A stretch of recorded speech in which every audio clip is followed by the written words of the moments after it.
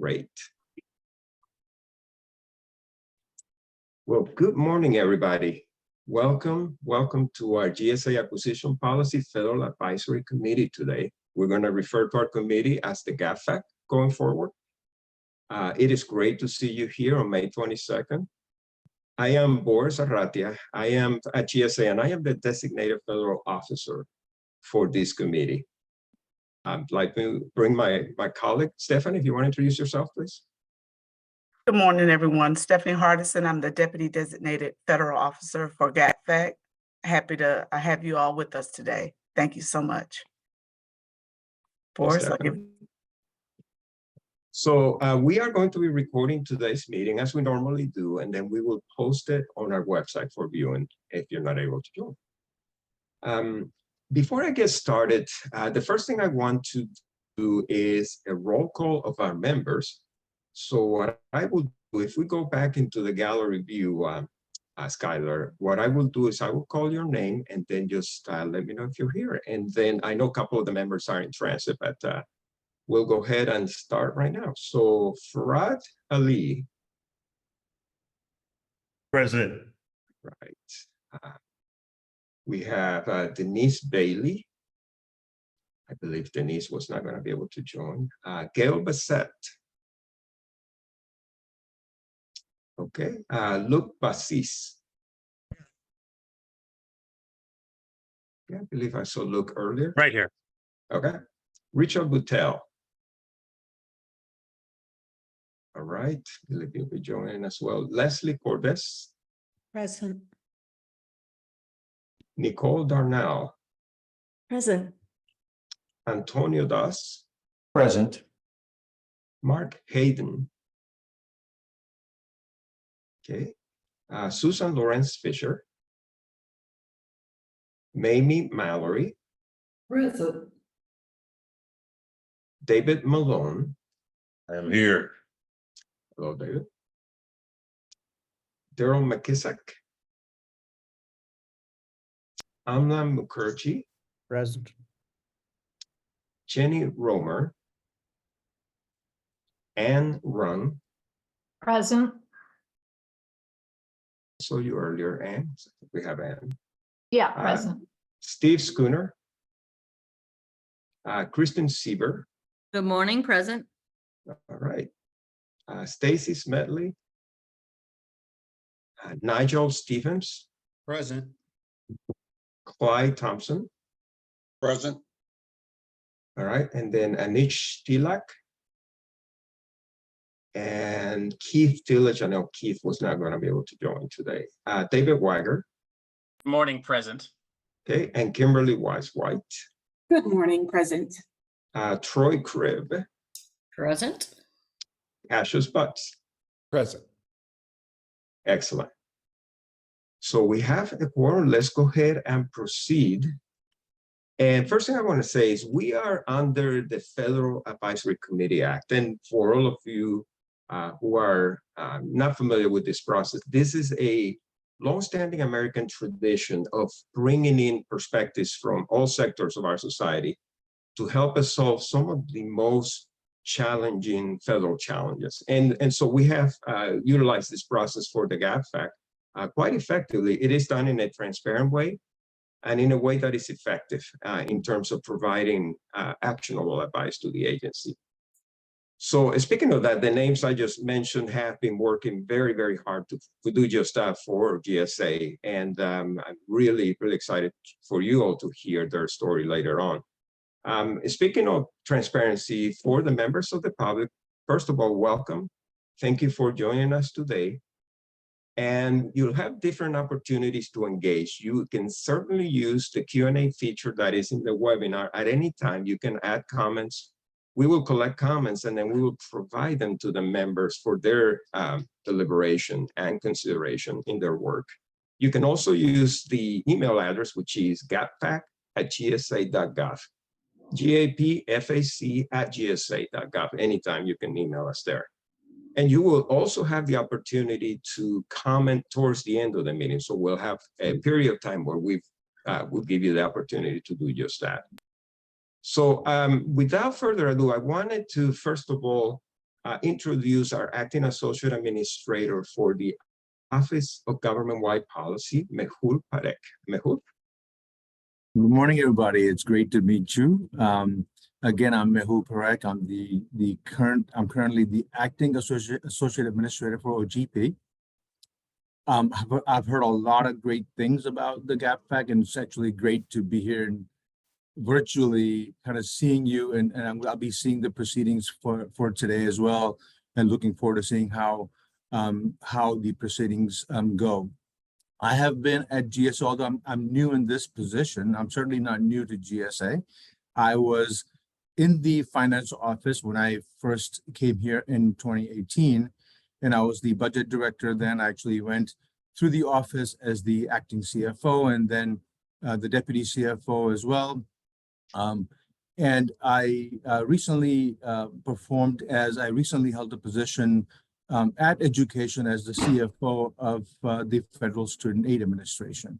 Just recently came back in OGP, and absolutely great to be here in such an amazing office with such diverse mission.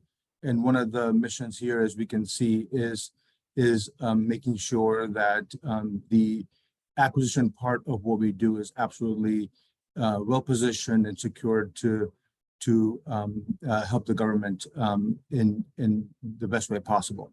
Again, fantastic to be here. It's nice to meet you all, and I look forward to seeing the proceedings today. Have a wonderful day.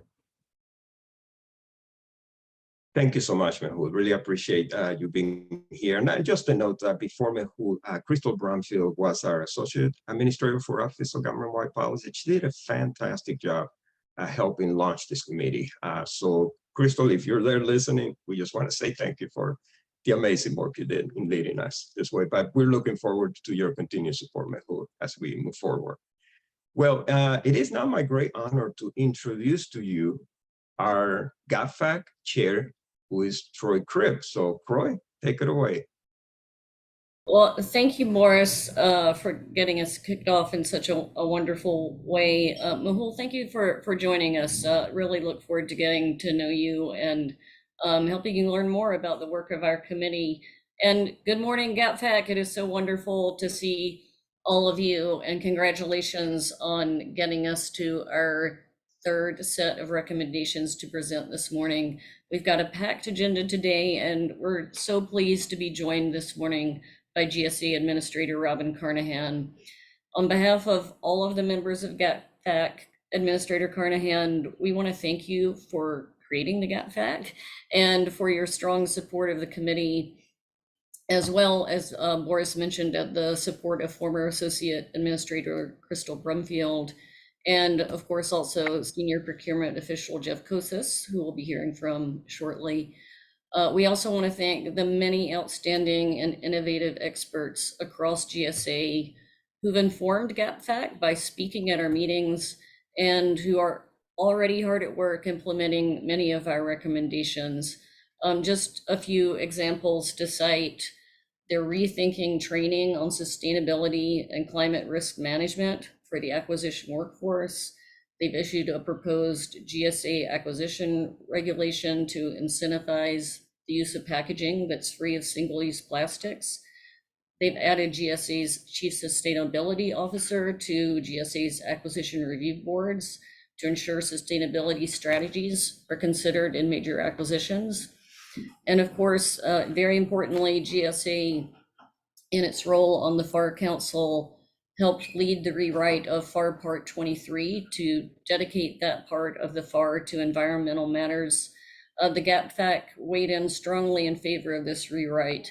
It sent a powerful message on the importance of sustainability and procurement, and the revisions have clarified policies and procedures to the benefit of both the acquisition workforce and our vendor community.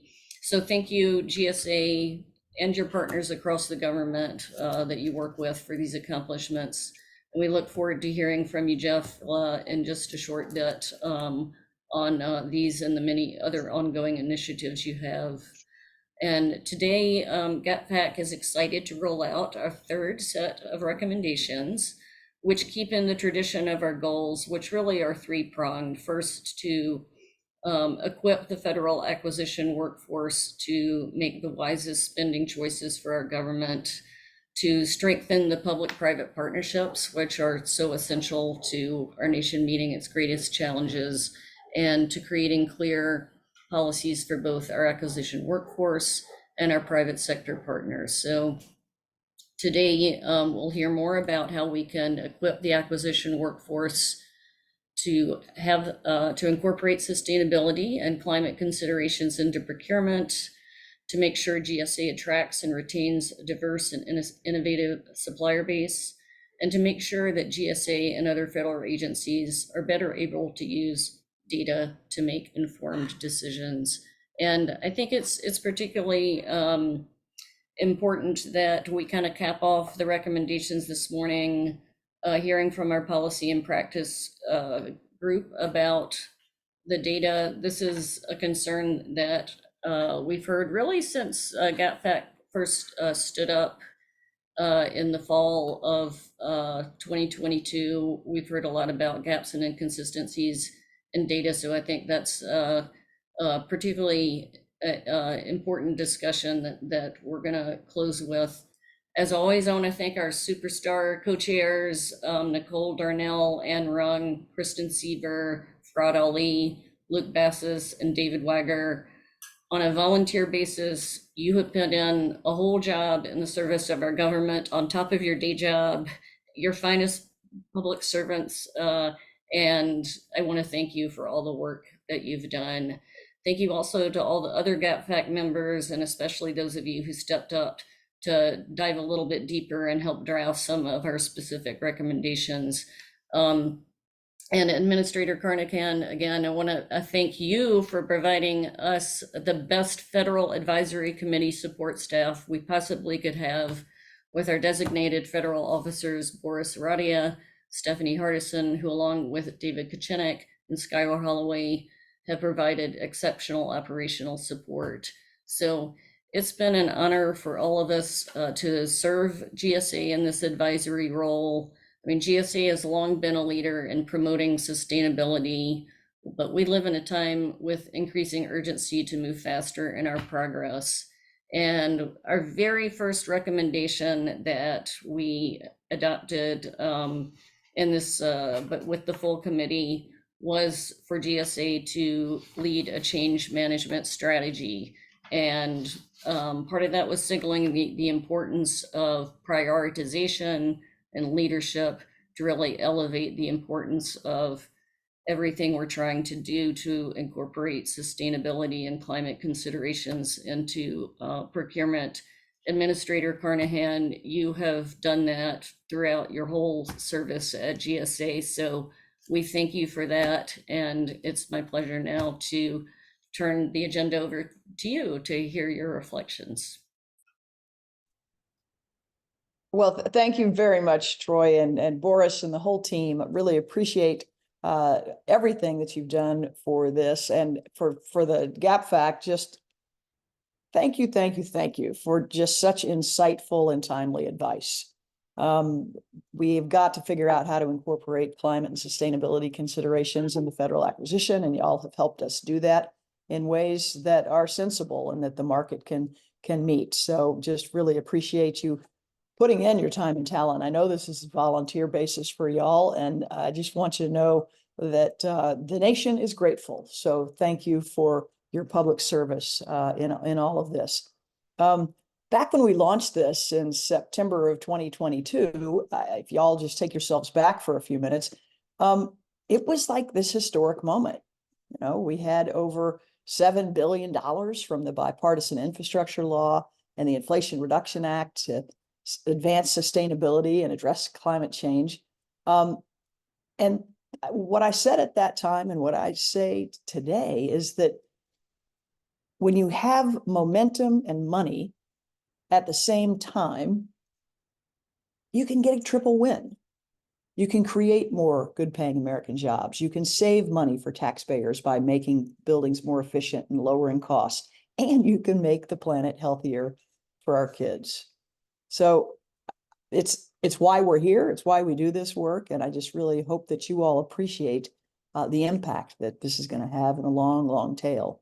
Now, I know Jeff is going to share some specifics on what we're doing with your recommendations, but I want to just go through a couple of the highlights of what we've been doing around sustainability in the last little while. So since y'all are focused on acquisitions, let me start with that. You know that we just rewrote the FAR rules on sustainable products and services. It's the biggest update in 15 years to those. And so what we know is that these kind of purchasing rules, when they're more clear and more consistent and easier to understand, it makes it easier for our contractors and our industry partners to sell us the things we want. And it makes it very easy for our contracting professionals across the government to be able to get to yes and do their part as well. So we're really proud of that work. We also amended the federal management regulation to promote sustainability, equity, and community engagement in decisions on where federal facilities are located. So let me just add, I got to see one of these places recently. I was up in Newark, New Jersey at one of our community restoration sites, and we were able to announce that we're putting over $23 million into 13 projects across 10 states through our Good Neighbor program. And the impact that has on communities is really profound. And so our team, I know, is working closely in all of those communities to make that impact as large as it can be. I was also just out in Pittsburgh a couple of weeks ago, and I spoke at an event called Energy Exchange, and we announced that we're investing another $25 million for electric vehicle supply equipment at a federal building. We're doing that in there, but we're doing it all across the nation. We know that this kind of infrastructure is really, really crucial if we're going to be able to get zero emission vehicles in our federal fleet. And so that's the way that we're going to meet these goals. We're going to be putting the infrastructure into buildings. So again, it's easier for our partners to say yes to moving to ZEVs. And the goal there, of course, is to move to all of our government vehicles by 2035 to be zero emission. We're also making a ton of progress on the Buy American, Buy Clean, and Investing in America agendas. And it's all across the country. And you can see a lot of this. We've done it. We've got tons of web pages and various things up, but you should check those out about how we're using Inflation Reduction Act money. There was about $2 billion. It's focused on low embodied carbon building materials, and you can see every state and every project and the type of product that we're going to be putting in those facilities on our website. We think that transparency is really important. So when we set up this committee, we thought it would run for a couple of years, and then we might focus on another area. And I will tell you, given the success of this one, we're really excited about also reaching out and doing a similar thing around emerging technologies and AI. But it's the topic on everybody's minds these days. We know that deploying technology is not just about sort of the technology, it's about delivering and meeting people's expectations. The important part about all of that, as technology changes really fast, is that we do it in ways that actually go along with our values as a democracy. And to me, those really can be summed up in 3 words. The first is secure, has to be accessible, and it has to be responsible. So when I say secure, what I really mean is we have to focus on protecting people, their privacy, their data, as well as our processes, our systems, and national security. When I talk about accessibility, it means that in a democracy, it's our job to serve everybody. So technology tools have to be equitable and easy to use and work for everyone. And when I talk about responsible, that's because government, when it uses these technologies and deploys new things, it has to not just be ethical and legal, but it also needs to be fully transparent. We need to be accountable about what data sources we use, the data quality, the data models, all of those things. What GSA does is we bring people and technology together. We build, we buy. And we're going to be looking for groups just like these with private sector expertise to find ways that we can do that. So here's what I'm asking. I hope that you all will keep partnering with us, keep sharing your ideas, keep bringing us new folks to join the committee. Sustainability and emerging technologies are a key focus for GSA and the administration, and we're committed to engaging with as many folks as we can on that. But we also have new topics that we're going to be engaging on. So really would like your support as we think about that and recruit new members. So thank you again so much. We've made huge progress. It's something we're all really proud of, and we couldn't have done it without close partnership with all of you. So really appreciate it. And I want to hand it over to Jeff Kosis, our Senior Procurement Executive. Jeff, you on? There you are. Thank you. And wow. So everyone, following the administrator, of course, is a very tough act. I want to thank Administrator Carnahan. Great opening remarks. Today, folks, you're going to discuss and you're going to vote on a final set of recommendations. Then, over the next few weeks, you're going to formalize the recommendations and submit a final report. We're going to ask you some questions, but you'll answer to help ensure we fully understand what you've told us. Later this summer, we're going to have the opportunity to formally thank you for all your hard work and commitment.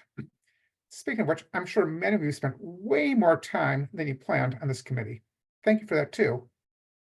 And at that point, we're going to ask you to debrief us on your experience. You know, in Washington, any number of committees are spun up, do a lot of hard work, and they generate reports.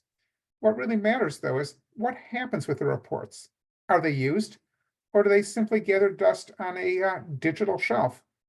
GSA has already implemented some of the recommendations that you've made, and we have action on others well underway.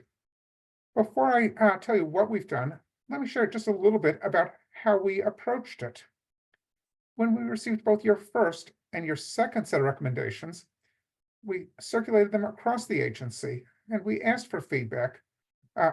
We're looking to see which recommendations we could and should implement, and what order do we want to address them in.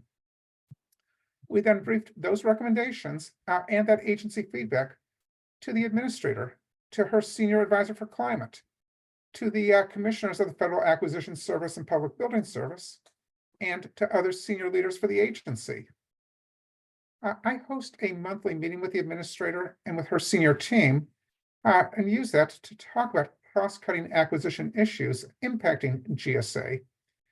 Your work was a frequent topic in these meetings. That helped us to create a bias for action. It helped us to break through all kinds of bureaucratic barriers.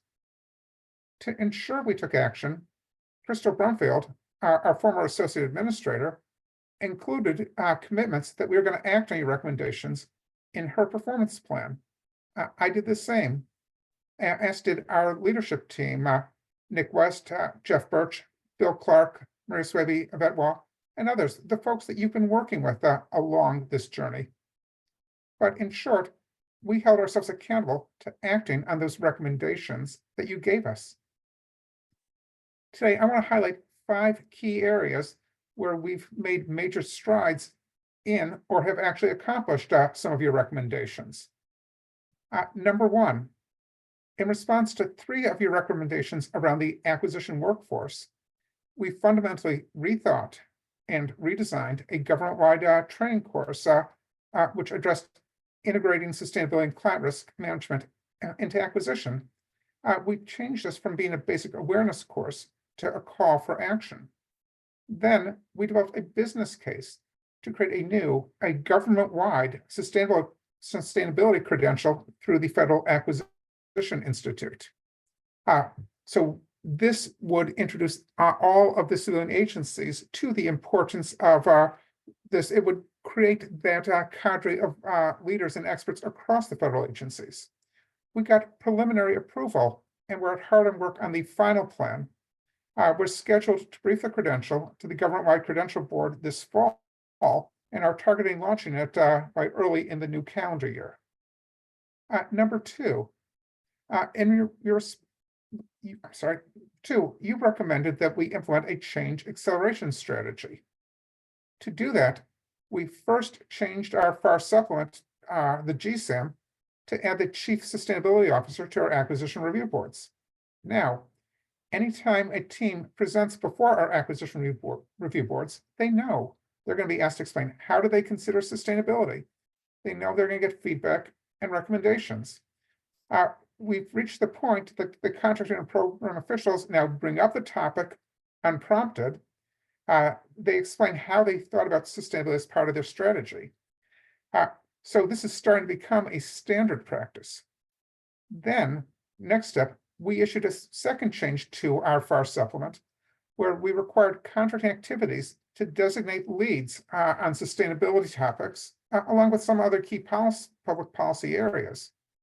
And now we've begun to softly start turning them into community practice. At this point, through information sharing, and over time, our plan is to gradually increase that engagement and outreach. Number 3, in response to your recommendation to reduce single-use plastics and packaging, I'm really happy to announce that our final rule has now cleared OIRA, the Office of Information and Regulatory Affairs. So it's now in the pre-publication cycle. Special shout out to Adina Torbenson, whom you've worked with as we've been moving to implement that recommendation. This rule, it's going to incentivize our federal supply schedule contractors to offer what we're calling single-use plastic-free packaging. That includes both product or brand packaging and shipping packaging. The incentive will in part be a new icon, which will denote single-use plastic-free packaging through our online system, GSA Advantage. We've talked to a number of federal agencies who want to consider packaging as part of their buying decision, and they're really excited to see this concept move forward. As you know, we went through the rulemaking process, received public comments. The industry comments were largely supportive, suggesting we had found a good balance in structuring the rule.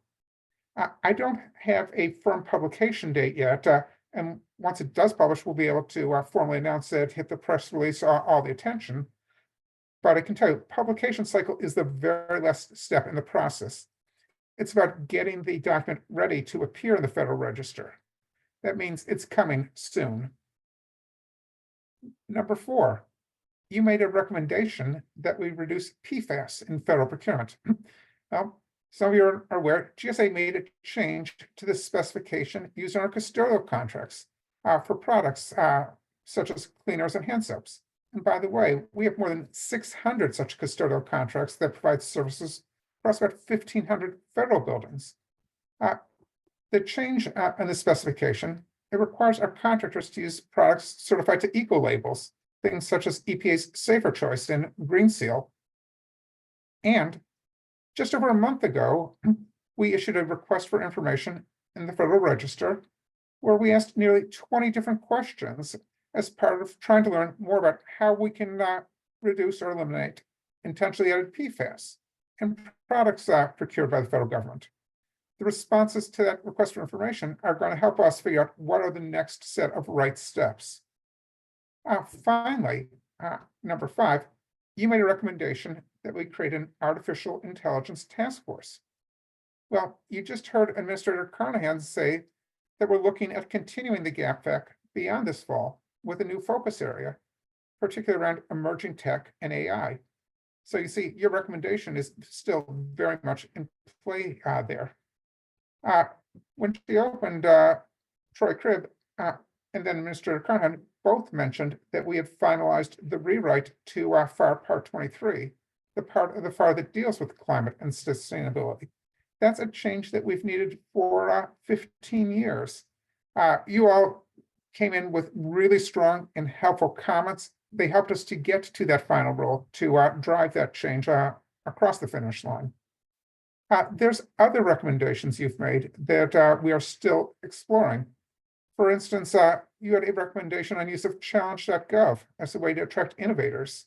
That really intrigues us when we look at our green proving grounds.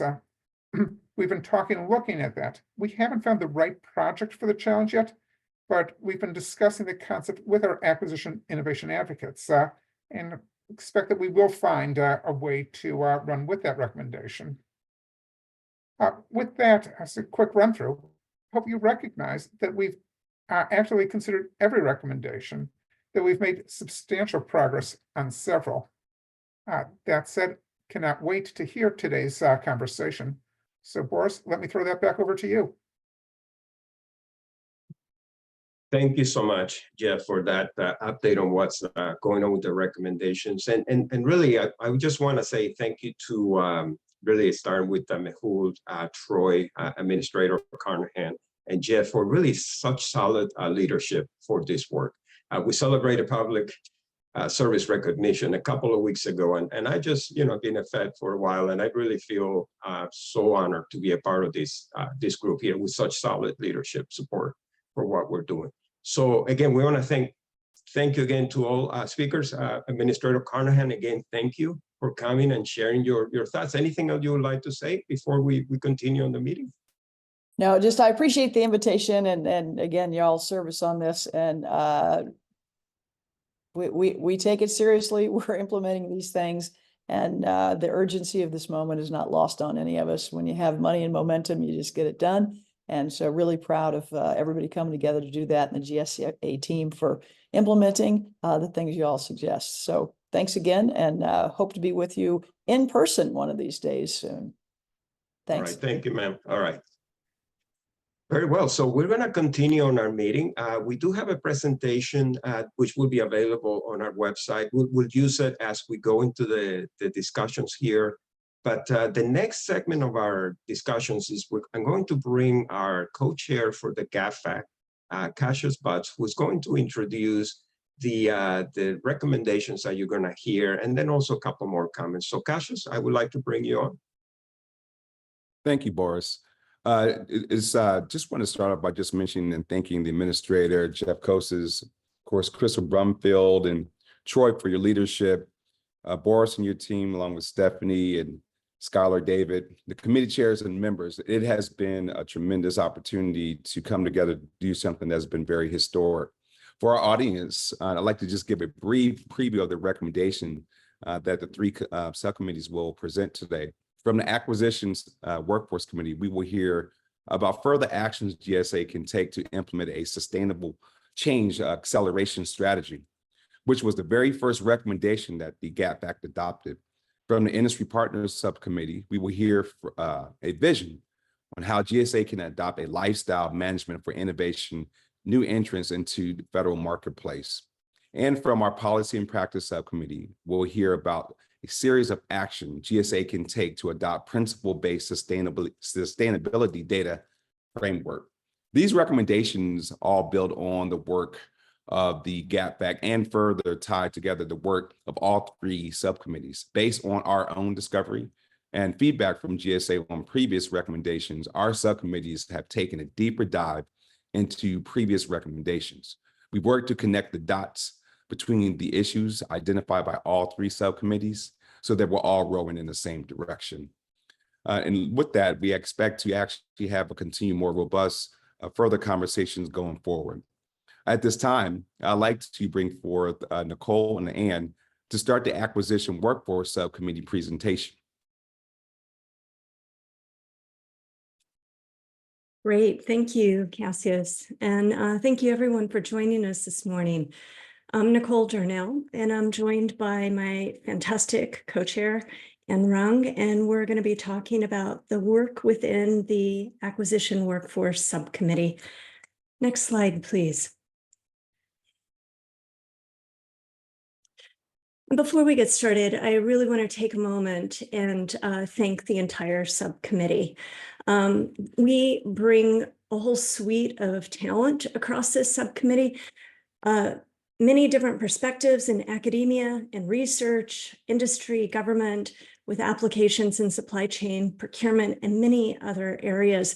This diversity is really reflected in the subcommittee's tasks and priorities and our recommendations as a whole. And I want to thank everyone for joining us and rolling up our sleeves as we present our last suite of recommendations. Next slide, please.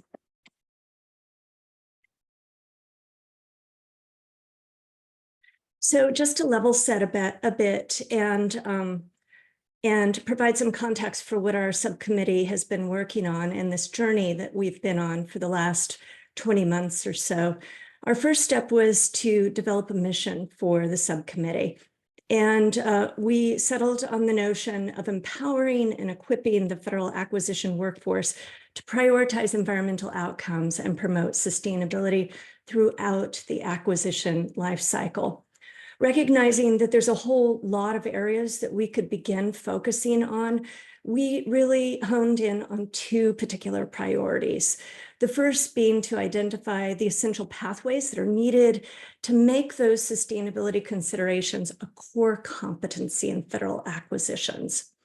And then second, once that core competency is in place, we focused on this notion of identifying the critical levers that are needed to truly empower the acquisition workforce, with a focus on making this happen with the least amount of effort.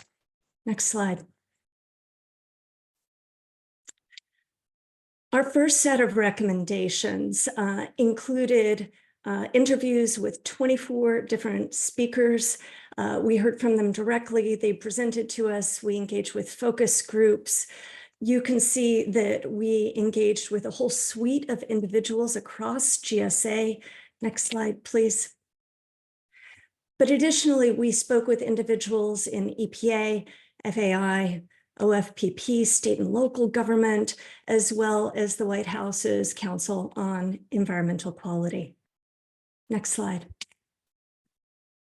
Our second set of recommendations, which moved forward in December, we engaged 20 more experts across 5 agencies, including GSA and EPA. Next slide.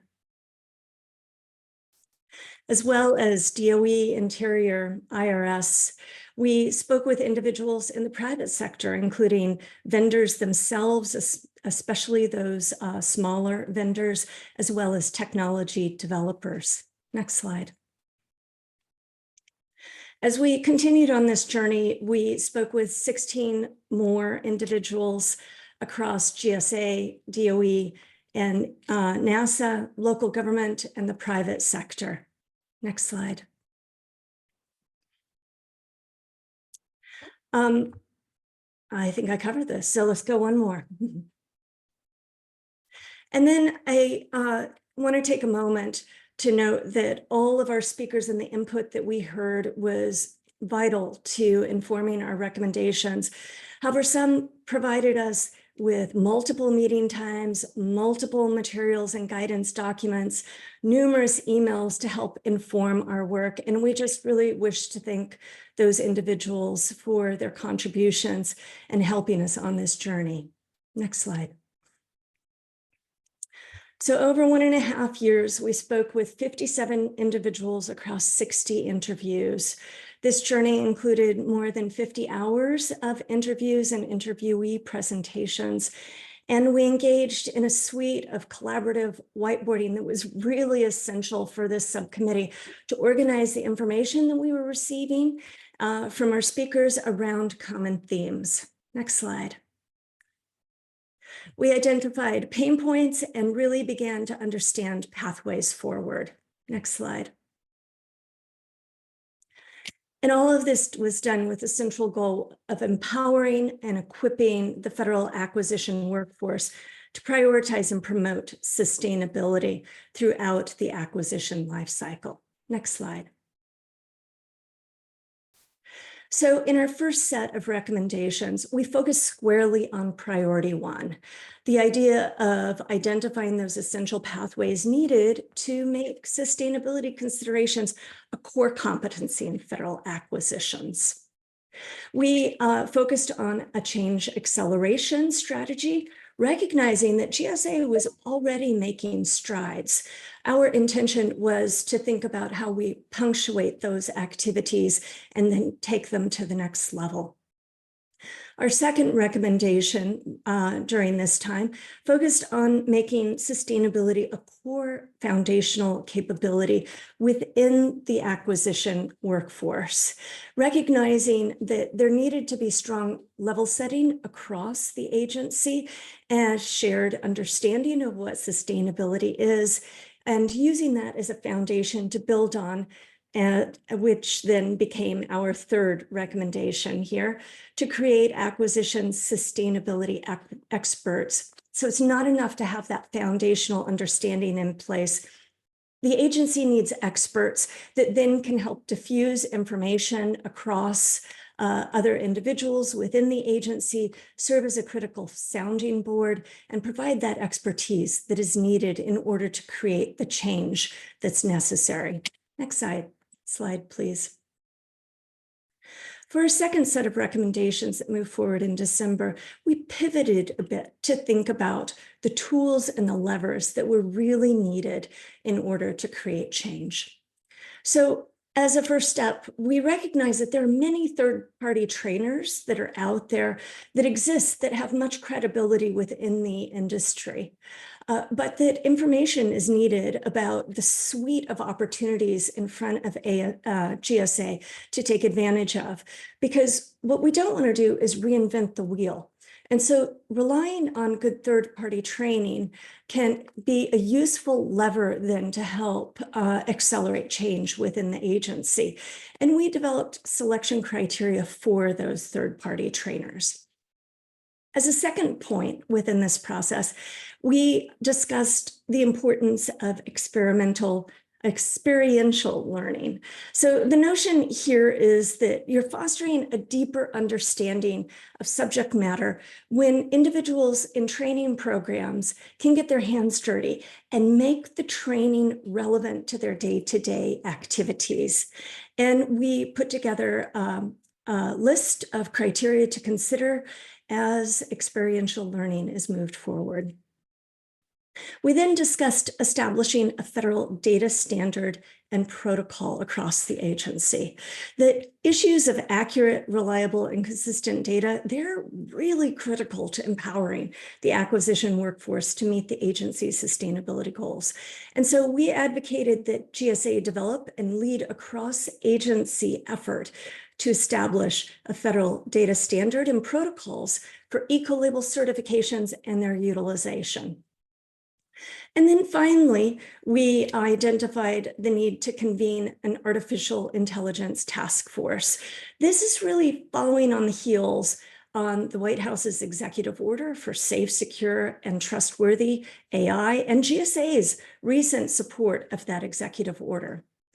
Our focus here was to recommend that GSA should convene a task force to assess the potential for AI across the agency as it relates to artificial intelligence. And good work has already been advanced within other agencies, and those agencies can serve as a basis to learn and to consider as we bring this important technology into federal acquisition. Next slide, please. So before we get into the recommendations of today, our last set of recommendations, I wanted to provide background on our journey to date, but also call on our subcommittee members who are here today. Anne, who serves as the co-chair, David Malone, Kristen Seaver, Mark Hayden, and Clyde are here with us. What I'm hoping to hear from at this point is a moment for you to provide an impression of the journey that we've been on and to offer us some key takeaways that you've seen as we've walked on this journey together. So with that, I'll open it up to the subcommittee more broadly. Nicole, I'm happy to start. Great, Anne. As we progressed through this journey, it became clear that a really key role that the GAP FAC can play is helping to identify best practices already underway. And a key role for us is to not only identify those best practices, but help to elevate them and scale them across government when we found this goodness. And that led us to what we're going to talk about in a few minutes, but really using an existing program underway at GSA around IT certifications and IT specialists as a basis for our sustainability recommendation around creating this SWAT team or team of experts in sustainability. So, you know, the takeaway here is there's lots of goodness already underway in the federal government, and GAP FAC can really help to find those best practices and elevate them. Great, thank you. David, I see you're ready to jump in. How did you see that, Nicole? But anyway, yeah, I first of all have a comment on the passion of this team. There's just so much passion around this issue. And that in itself generates a certain amount of excitement and a call to action. So I want to comment on that and I also want to comment on Ann and Nicole, just great leadership for the acquisition workforce subcommittee. We really appreciate you. Finally, I would say I was a big proponent and am a big proponent of something called storytelling. And I think that what we've done here and what our intent is to really give the acquisition workforce substance in that story as it relates to sustainability. They've got to lead the effort with their clients and their stakeholders around making sure that it happens. And having a good story really does help generate that call to action. So that's my comment. And thanks so much again for that time. Thanks, David. Kristen. Yeah, thank you. I also want to just thank Ann and Nicole for their leadership on the subcommittee. I know I found it very helpful with the work we did on the industry partnership subcommittee. So being able to kind of share methods and how we can collaborate and interact was really good. And just to reinforce David's comment, it was really a great experience for me to participate in this subcommittee, to really learn more about the day in the life of an acquisition professional in the federal government. And I think this subcommittee did a great job kind of ensuring that their voice is heard and that making sure that people understand that hearing their voice remains important as the government evolves with requirements and challenges and problem-solving activities as we go forward. So I thought it was amazing work and appreciate the commitment by everybody on the subcommittee. Thanks, Kristen. Any other subcommittee members want to jump in? Yeah, Clyde. Yes, I think I learned more than I contributed to the group, and I really, really appreciate that, and I'm serious about that.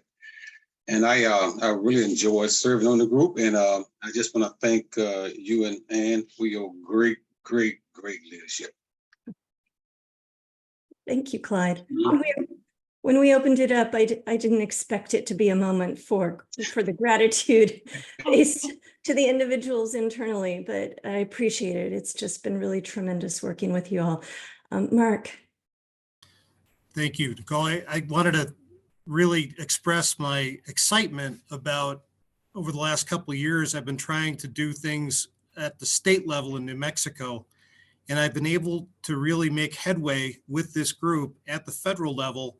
I'm hoping it filters its way down to the states, but it's been frustrating at this level and just delightful at the federal level. And I'm really excited that this might turn into something that we all can use across 50 states.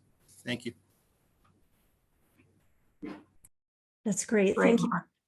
You know, honestly, I think that's one of my big takeaways. This notion that what GSA is wrestling with, embedding sustainability into federal acquisition, any organization that's thinking about sustainability and procurement is managing the exact same things. And so I'm particularly taken by the fact that the recommendations that we've collectively put forward can help any organization. That roadmap is applicable in so many different settings. And that's not something I expected to see at the point we jumped into this. And so I am asking myself then, how can that message be broadcast more broadly about the applicability of this work? I also want to thank the subcommittee for pushing a conversation around how we engage in our work. That one of the most difficult efforts that we dealt with as a subcommittee was wrestling at a much higher level about wrestling with what problems we want to solve, because there are a lot of things that this subcommittee could take on. And so identifying how we were going to anchor ourselves at the highest level took some time. It was painful at moments, thinking through that. But pushing through that and creating that shared understanding, I think, really benefited the work that we undertook. It's certainly a recommendation that I would put forward to future GAP FACs as well, that it's worth the investment at the onset to really think through what the priorities are going to be. All right, well, that, next slide. We're going to move on to today's recommendations. Our third and final recommendation is to amplify GSA's sustainability change acceleration strategy.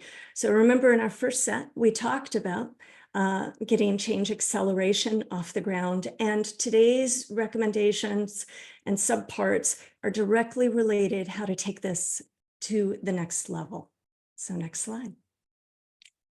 We have three subcomponents to this.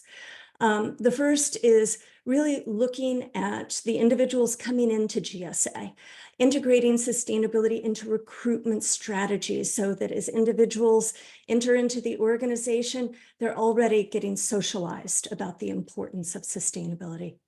The second subpart, which Anne will be covering, focuses on integrating sustainability into performance assessment strategies, because it's not just enough to get workers in the door. It's then creating incentives and rewards to help them do the good work that we expect. And then the third part of this, and Anne will also be covering this, is developing a competency-based sustainability acquisition credential. All right, next slide.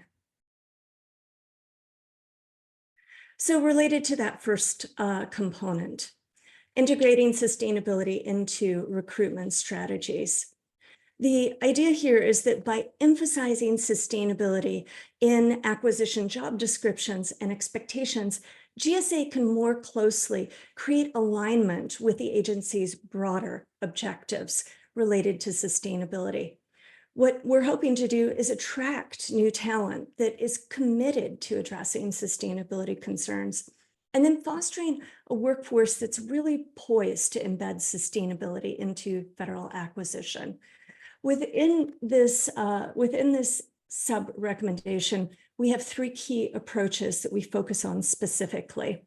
So the first part is getting the information about sustainability into those recruitment announcements. Second, linking sustainability to the agency's overall mission, because it's easy to believe that these are separate when in fact that they're not. We're talking about public service and delivering public value, and sustainability does just that. So creating that alignment is going to be very important to socializing the next generation of sustainable procurement officers. And then finally, to embed sustainability training into GSA's acquisition talent development program. This is a really important program that GSA has gotten off the ground that is providing training to the brand new recruits, those acquisition professionals that are just stepping into GSA. We identified this program, recognize that this is the first step within the agency to help those acquisition professionals understand and feel empowered with this role of embedding sustainability into their work. And so this is the first opportunity then as part of that training path in order to make that happen. Next slide.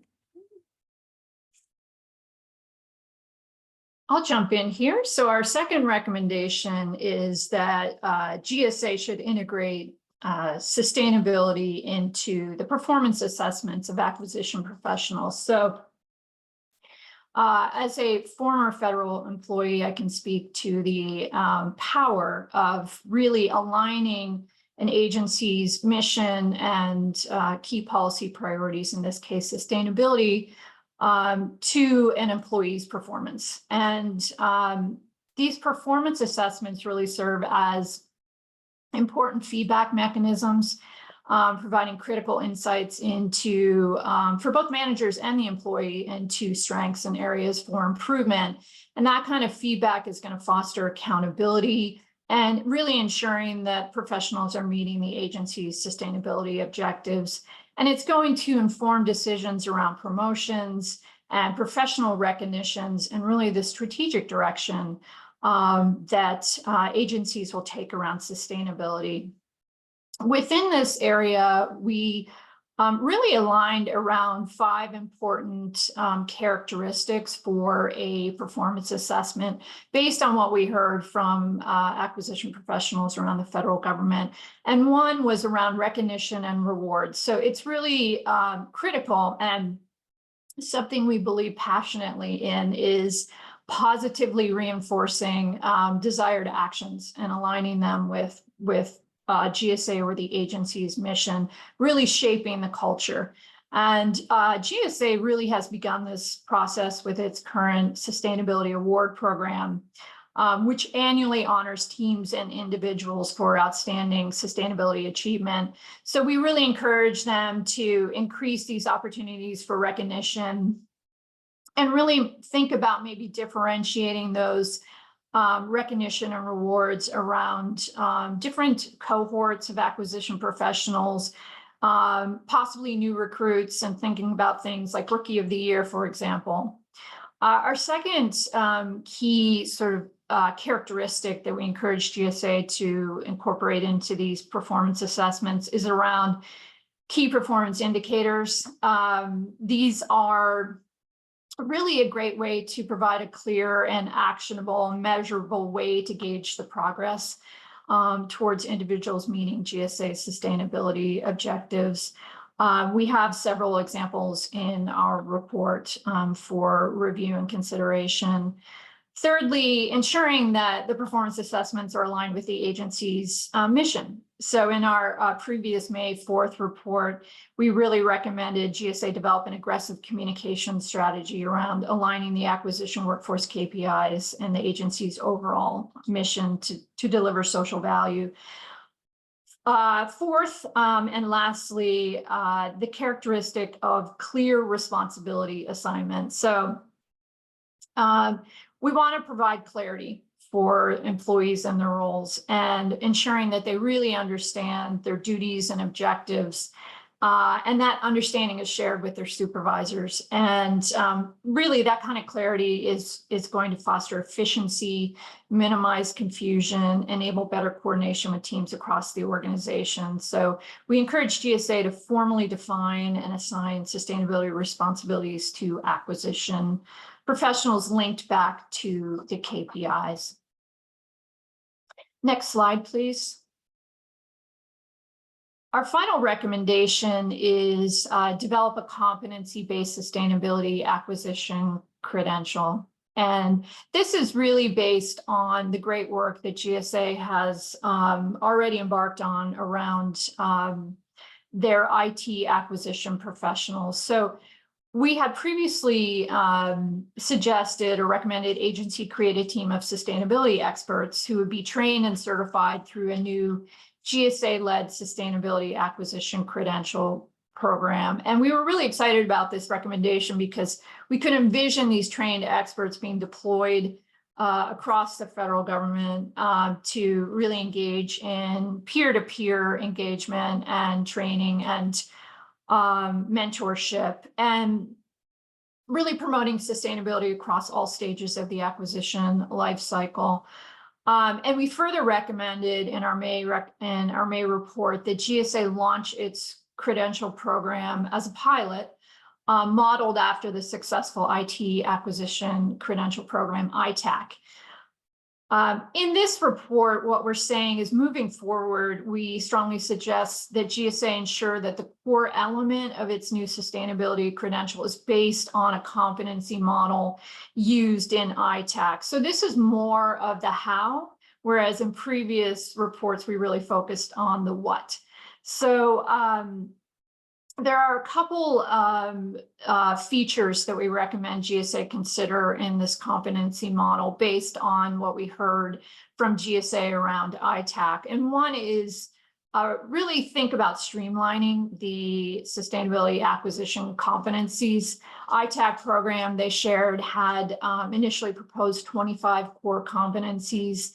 They were later refined to 12. And we think there's much goodness in ensuring that it's very streamlined and you can enable and drive greater focus and impactful outcomes. Secondly, we want to ensure that this core competency include both technical and professional competencies. So examples of core competencies and skills could include foundational knowledge, understanding the basics of laws and regulations and standards, as well as technical skills, gaining specific technical knowledge required for applying sustainability within various stages of the acquisition life cycle. Critical thinking and problem solving, it's one maybe not often thought of in training, but really developing the ability to analyze sustainability challenges and devise innovative solutions. And then leadership and communication, a really important component of any type of competency. So cultivate the skills to lead these sustainability initiatives and communicate the value internally and externally, really core component to driving a change management strategy. 3, what we learned from ITAC, and I've seen in my experience in private sector, you really need to engage your frontline individuals, in this case, acquisition professionals. So GSA did a really great job around ITAC of bringing in their case, IT professionals to gather input about their challenges and really honing in on where are the skill gaps and what do we need to address through this new credentialing program. And also grassroots support is really vital to building trust in the program and enrolling new entrants into the program. So that's another added benefit of bringing these employees in earlier. And we provide in our report a ITAC model, which really reflects and relies on a Delphi process, which deliver numerous benefits during program implementation. So more about that in the report. 4th, we say make the credential relevant to day-to-day work. It sounds fairly straightforward, but the ITAC program is very deliberate at making the credential relevant to the professionals' day-to-day work. And they also ensure that it really was built into every stage of the acquisition life cycle. So we encourage them to do the same around sustainability. 5, we recommend that you really measure program impact. And this is often very challenging to do, but it's really essential to the success of the competency-based sustainability acquisition credential. That was a mouthful. And there are a range of ways in which your program impact can be assessed. One approach that GSA has used around ITAC is self-assessment. That's certainly one way that one might measure program impact, but we encourage GSA to explore other options as well. And finally, it's really important that GSA consider how they can scale the competency model. So we want to ultimately scale it to all acquisition professionals beyond sustainability SMEs. So the model could be utilized to guide the curation and development of awareness and application training that would be provided to acquisition professionals at the journeyman and expert levels. And we would like to call out scaling would require a support structure that might include a project sponsor, a change champion, human capital development, and instructional design support. So we understand it's a significant undertaking, but one that we believe is incredibly important. Thank you. Next slide. I think I'll turn it back to you, Nicole. Great. Thanks, Anne. So all of our recommendations are intended to further GSA's critical momentum as an agency to embed sustainability into the acquisition lifecycle. As we have progressed on this journey, I think one of the big takeaways of this subcommittee is that each of the recommendations that we've put forward really do fit underneath this notion of change acceleration and thinking very methodically and strategically about how to amplify progress and accelerate progress over time. So combined, each of our recommendations are a critical step towards orienting the agency in a way that fosters a sustainability mindset across the acquisition workforce and providing vital pathways to reward sustainability in acquisition. We focused our time on recruitment, individuals coming into the agency. We focused attention on individuals already within the agency, linking their activities around sustainability to performance assessments. We have put forward recommendations related to data and establishing federal data standards and protocols to help enable the acquisition workforce as they meet the agency's targets and goals. Technology and the different levers that can be pulled as an acquisition professional.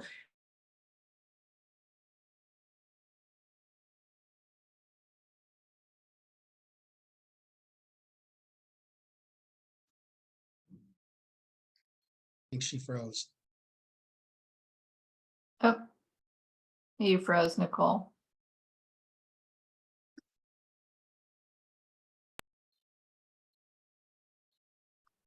Oh, you're back, Nicole. I'm back. Yeah. I think I was talking about technology, wasn't I? The importance of reliable technology that we can trust in. Good timing. And then finally, we have focused a significant amount of time on training and credentialing, which brings me to the next slide. As we think about training and credentialing, what we're really talking about within this subcommittee is developing a comprehensive training pathway across our 5 interrelated recommendations that we've delivered over the last 20 months or so, making sustainability a core foundational capability across the acquisition workforce, integrating sustainability into the new ATD program, the Acquisition Training Development Program. As a next step, creating acquisition sustainability experts. Here, we're focusing on proficiency and developing a competency-based sustainability acquisition credential that Anne has just laid out what that would look like. This is relevant to all acquisition workers, and this helps push competency within the organization up into that advanced level and into mastery. We have talked about the importance of experiential learning across all of these different areas within the pathway. And then finally, not to reinvent the wheel, that there's a lot of third-party training out there that is very good. It has a lot of standing within their specific areas, and we have provided a framework to consider how the agencies should select those types of trainers. Next slide. We are incredibly excited and honored that GAP FAC will be represented at this year's World Congress, which is the annual meeting of the National Contract Management Association, NCMA. And they anticipate 4,000 attendees, both buyers and suppliers. They expect it to be the largest gathering in NCMA history. And we're really delighted that we will have a panel at NCMA representing GAP FAC.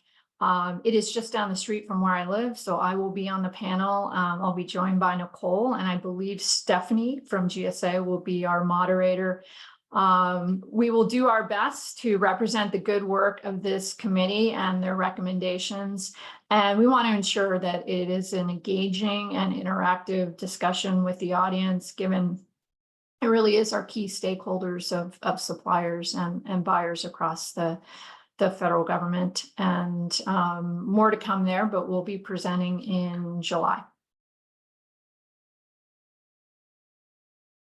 Next slide, please. We just really wanted to send a heartfelt thanks to Boris and Stephanie in particular, all of our colleagues on the subcommittee and the committees, the whole GSA staff, all of our speakers. It's been just tremendous to work with all of you. We've learned so much from you. And again, Boris and Stephanie, just the amount of time and passion and commitment that you put into this committee. I'm not sure how you balanced all of this work between the full committee and all the subcommittees, but thank you so much. It's just been a pleasure working with you. And we're happy to take questions.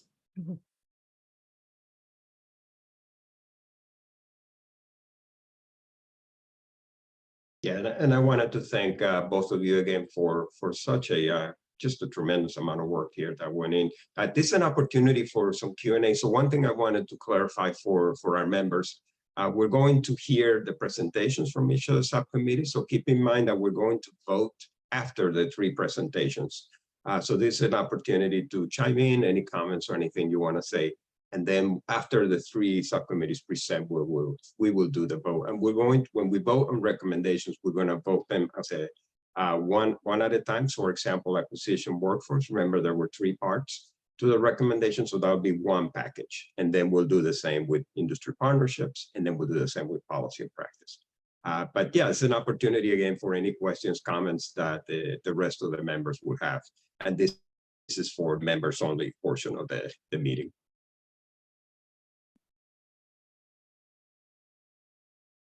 And Anne, I just, well, first of all, thank you for your outstanding leadership and all the time and effort that you have put in to the committee.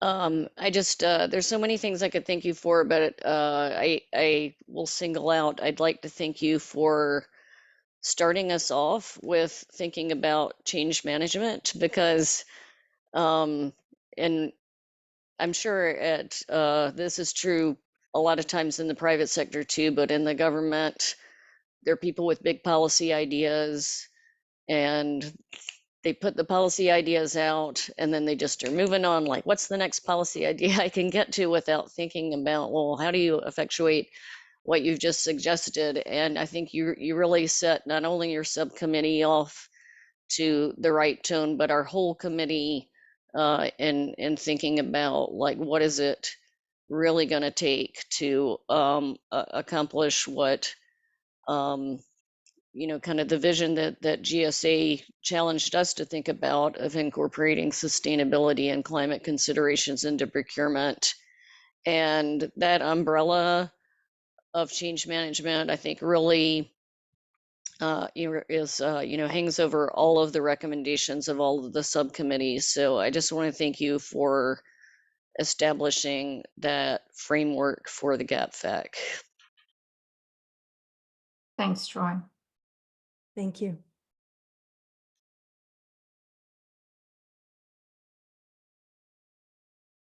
Well, if there are no other questions, we can certainly have some of those later on, but I would, at this point, bring our next subcommittee, Industry Partnership Subcommittee, and then I'm going to invite Kristen Sievers, Farad Ali, and I believe Nigel Stephens as well, who are going to be sharing a story on industry partnership. So Kristen, all yours.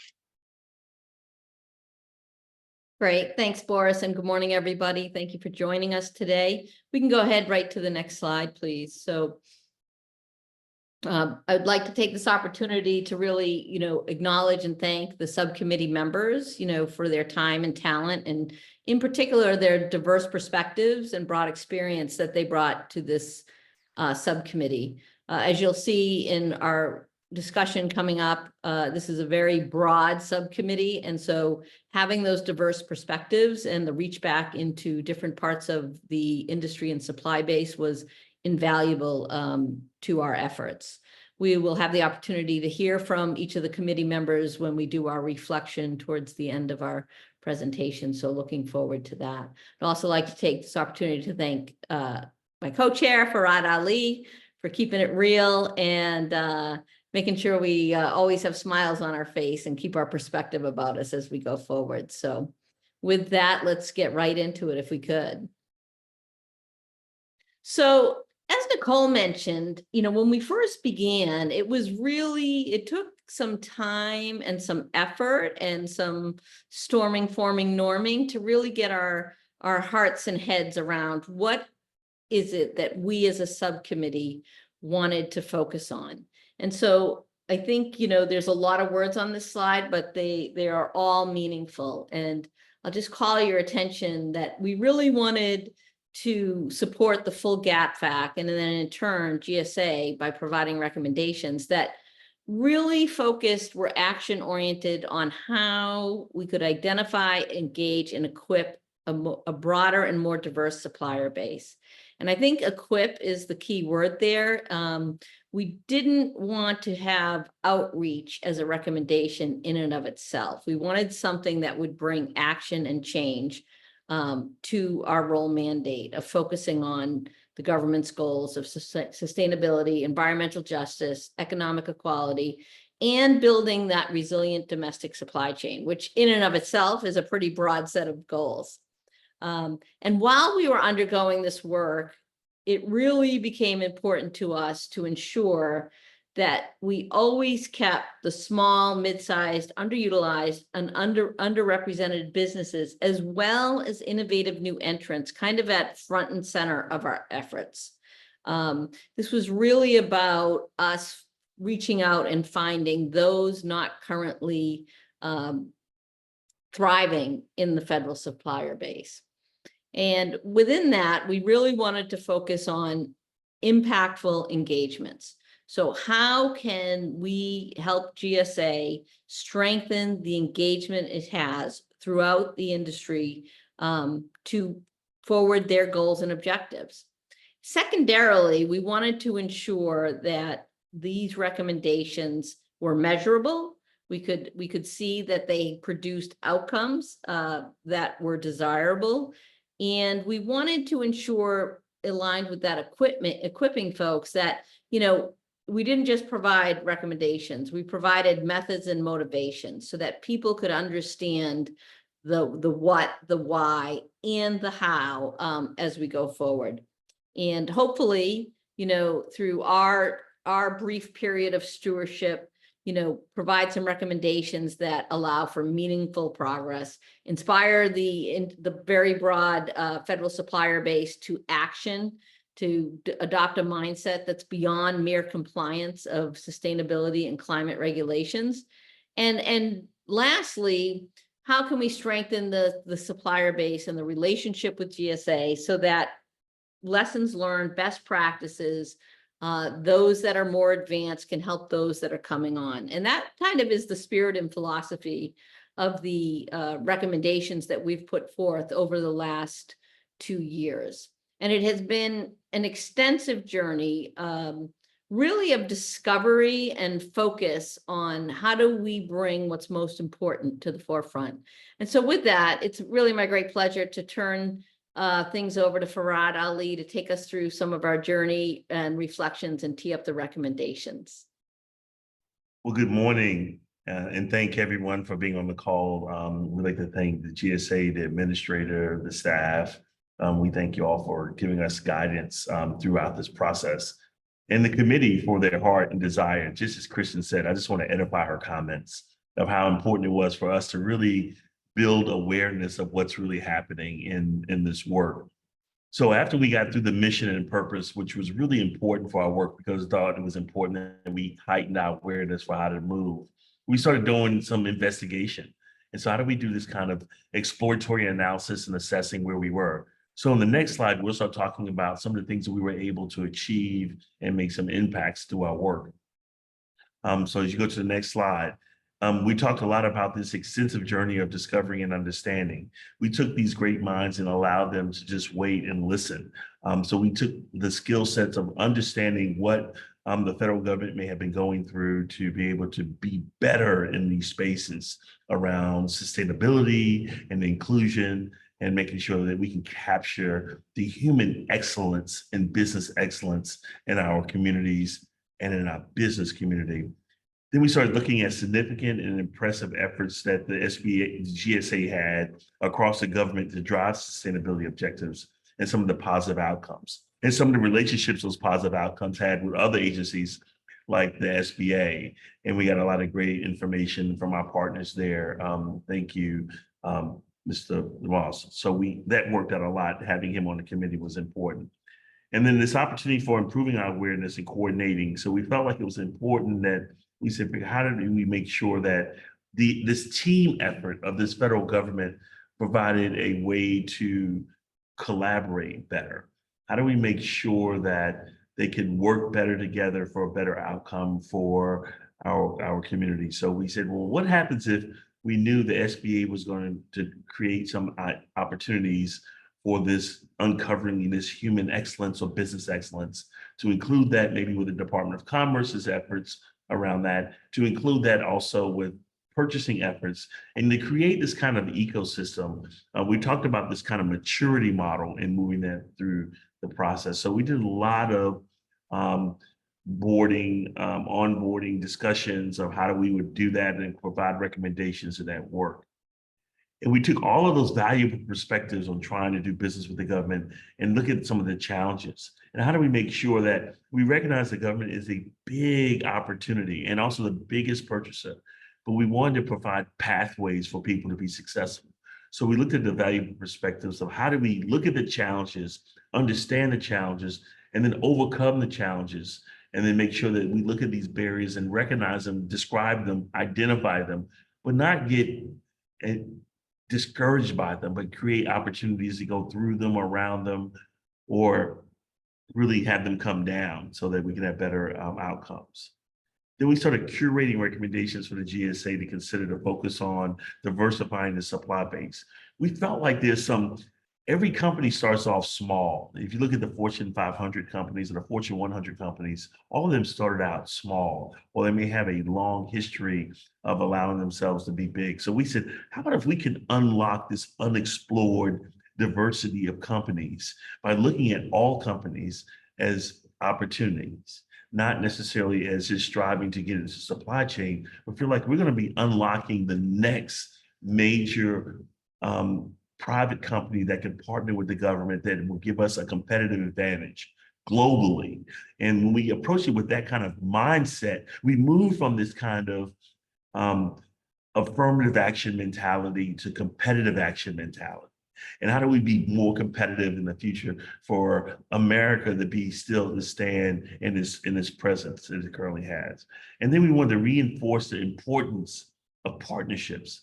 We felt like it's so important that we unite federal government, private industry, nonprofits, and service providers. In a way, in the Venn diagram, there's a sweet spot in the middle. And how do we take that sweet spot, identify it, recognize it, support it, fertilize it, and then grow it so that we can take advantage of what it's going to provide, and not continue to shrink it and have others just celebrate and get their hookups or their connectivity, but to say, you're not going to unlock unexplored opportunities if you continue doing business the way you do business today. And we re-emphasize in our committee, what got us here won't get us there. So we had to create these kind of innovations for the people to do in their businesses of doing. So we really explored this from an academic and a practical matter of unlocking unexplored opportunities and unlocking and encouraging the business and human excellence of Americans that we know that can participate. And then lastly, we said, how about if we just reinforce the importance of this value of these partnerships and bringing people together and seeking their perspectives and creating these opportunities to accelerate their efforts and impact, and having it be more of like a lighthouse. Yeah, a lighthouse, a place where you go knowing that you're going to be safe, you're going to get some ideas, you're going to get, when you get to that destination, you're going to be able to get some opportunities to move forward, and it becomes a network of networks. So it becomes an oasis. So you can call it a lighthouse, an oasis. It really begins a chance to do exactly what the administrator said. It creates some sustainability. We're going to talk about emerging technologies. And we want to also push for this opportunity to say, well, we can get some money and momentum together for these smaller businesses, working with primes and bigger companies, that we can really uncover some championships that we can win together. And then we said, and when we're talking about these new entrants, we wanted to make sure they had a journey map. We don't want people to be discouraged, much like anything else, right? If you have the journey map, it eliminates you from falling down and learning from, I don't want to say failure, because failure is not fatal, but it allows you to say, I see that pothole, I'm going to go this way. I see that elevator, we want to take that. We see that airplane, that's going to get us there. We want to provide the map for businesses of all sorts to be able to thrive. So they don't have to just work in their business, but they can work on their business to be engaged more with the federal opportunities that are going to be before us. And so the next slide, if you can go to, we just talked about these recommendations, right? Of how do we then, we went through this whole process, this iterations over a period of time from May 23 to May 24 around identifying, engaging, and onboarding entrants. And we had people come in and speak to us, teach us about what's going on in the federal government. We had businesses talk to us about what they were doing. We also sponsored a maturity model for embedding sustainability and climate risk mitigation in the federal acquisition process. We heard Jeff talk about that and what some of the ideas that we had there. And we really want to leverage some great ideas that are already in place, like the challenge.gov. This is where innovators can be inspired to meet the challenges that are big and small. And we know that some of these challenges we may not be able to recognize, but whoever thought that we would move from 8-track tapes to iCloud sounds, right? We know that happened. So we thought like that. We thought like 8-track tapes to iCloud sounds. What do we need to make sure that we expedite that opportunity so we can get the highest and best use from the diverse, small, medium, large businesses with the federal government, so the connectivity can spark something that's going to be real, imaginable, and innovative for what can happen. And then we wanted to sponsor some sustainability climate risk maturity model steering committee. We thought it would be important that we continue to have this kind of mind share to help build market share. We thought it was important that we start sponsoring this kind of idealized design of what needs to happen and making sure we had a steering committee that would not put barriers on it, but to expand the thoughts of what could happen and to build out to where we wanted to go. And we thought the Lighthouse was required. We need to create a network of networks so that people can be able to have a journey map, to know what's been happening in the past, to have some institutional capital to understand about the foundational work and to be able to build on that. And so last, we thought what we want to recommend today is adapt a life cycle management for innovative entrants, because that way we could be able to capitalize on the genius of our human design to build business models, because we know businesses are really made up of humans that have great ideas. And so we looked at this as building our human excellence to design a business that can be able to engage and partner and be intimate with the government so we can remain as competitive globally as we need to be to build our society. So we'd like to continue this conversation with one of the partners that were on our committee, Nigel Stevenson, who continued to pick at our current model to say, what if? And so Nigel, you want to talk about some of those recommendations of what if we can do to make things better? Thanks, Farad. Yeah. And as we know, like the administrator discussed it a little bit earlier, there's a lot of great ideas. And then the question is, what do you do with it? What do you do with the next set of recommendations? And I think what we discussed on our committee was that this takes a significant level of focus and even more so intentionality. And so that's what we built this life cycle management proposal around, which is really around how do we identify, recruit, and retain new businesses into the federal ecosystem around climate change and sustainability.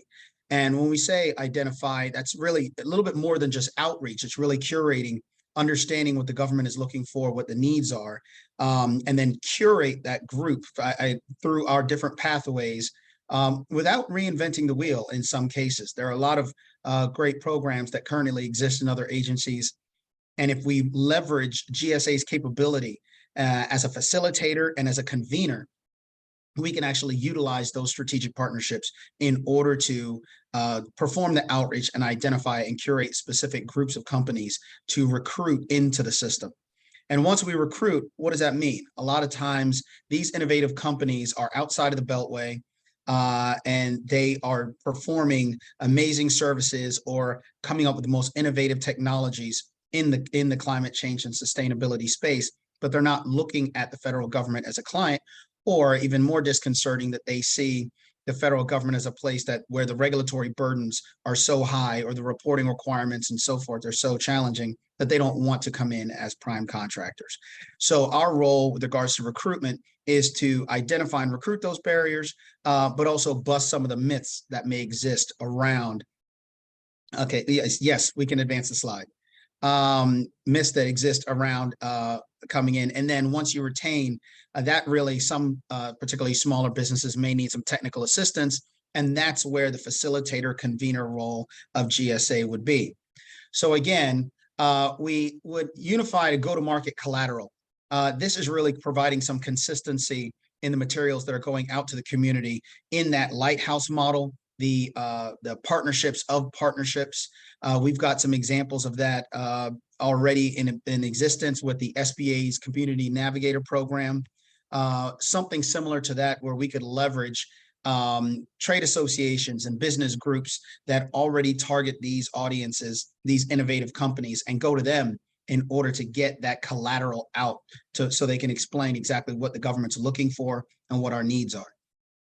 Creating targeted branding channels to identify those innovative companies and be creative. A lot of times when we're trying to find solutions, it's our natural instinct to go to what we already know versus reaching out to something that may be outside of the norm and innovative. And that's where this targeted branding really around what the needs of the government are.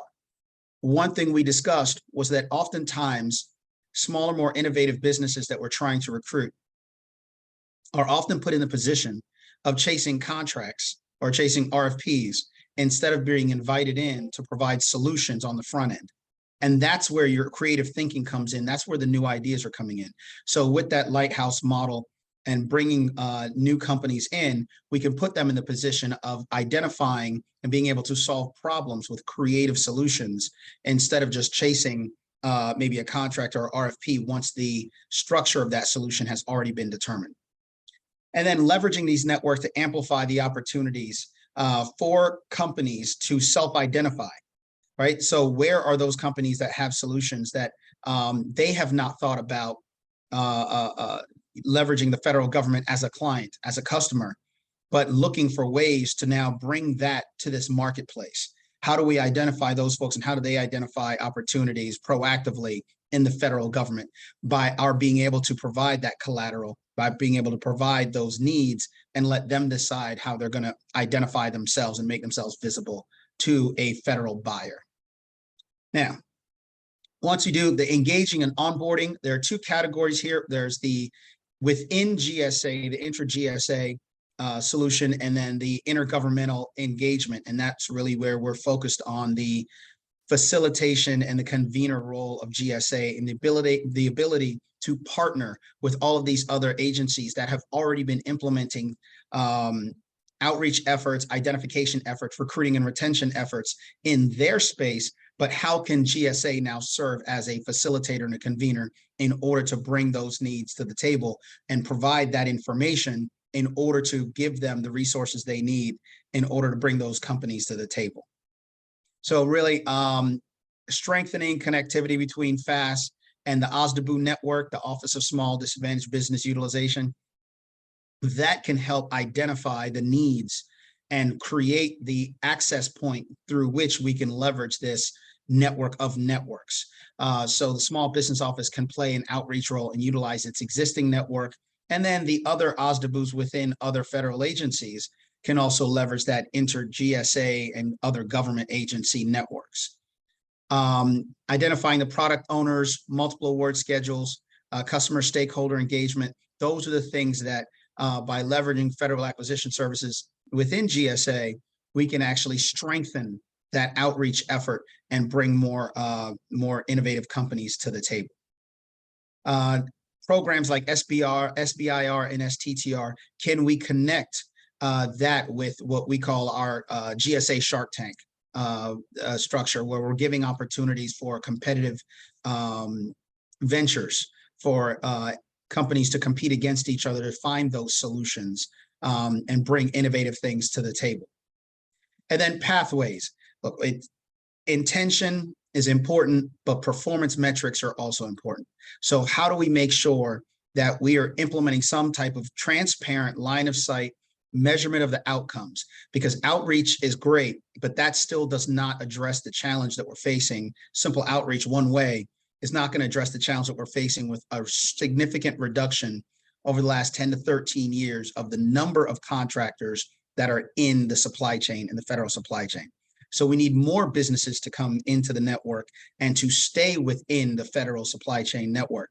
The question is, how do we make sure that we have accountability and performance metrics that are made transparent to the public in order to make sure that we're able to retain those companies once we're bringing them into the network?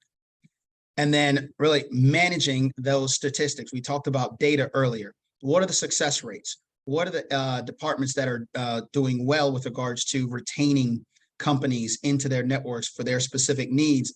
And then how can that be leveraged by GSA as a best practices model to apply not only within GSA, but as GSA is partnering with their strategic partners in these other agencies that are implementing climate change and sustainability programs. Let's go to the next slide.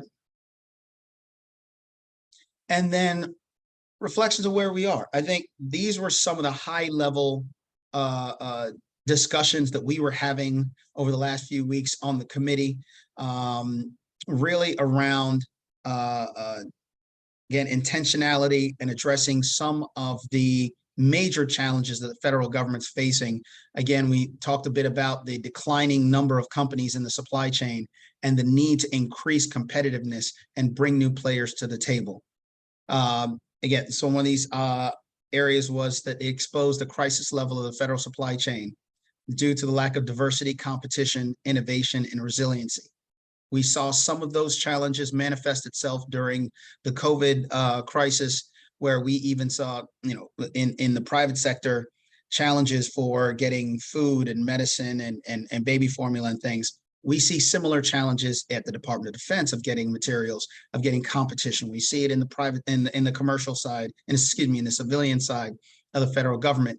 And it's going to be amplified once we are really focused on these innovative technologies, renewable batteries, battery recycling, and so forth.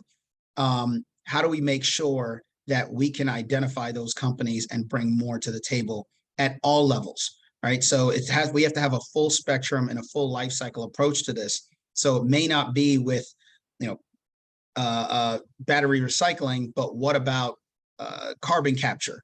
How can we be creative on what we're going after? It may not be in the manufacturing of solar panels, but what about the installation, engineering, and maintenance of those things? So it's about being creative at the agency level to make sure that our real focus and our intention is increasing that number of companies that are in the supply chain and that are even so performing within the supply chain.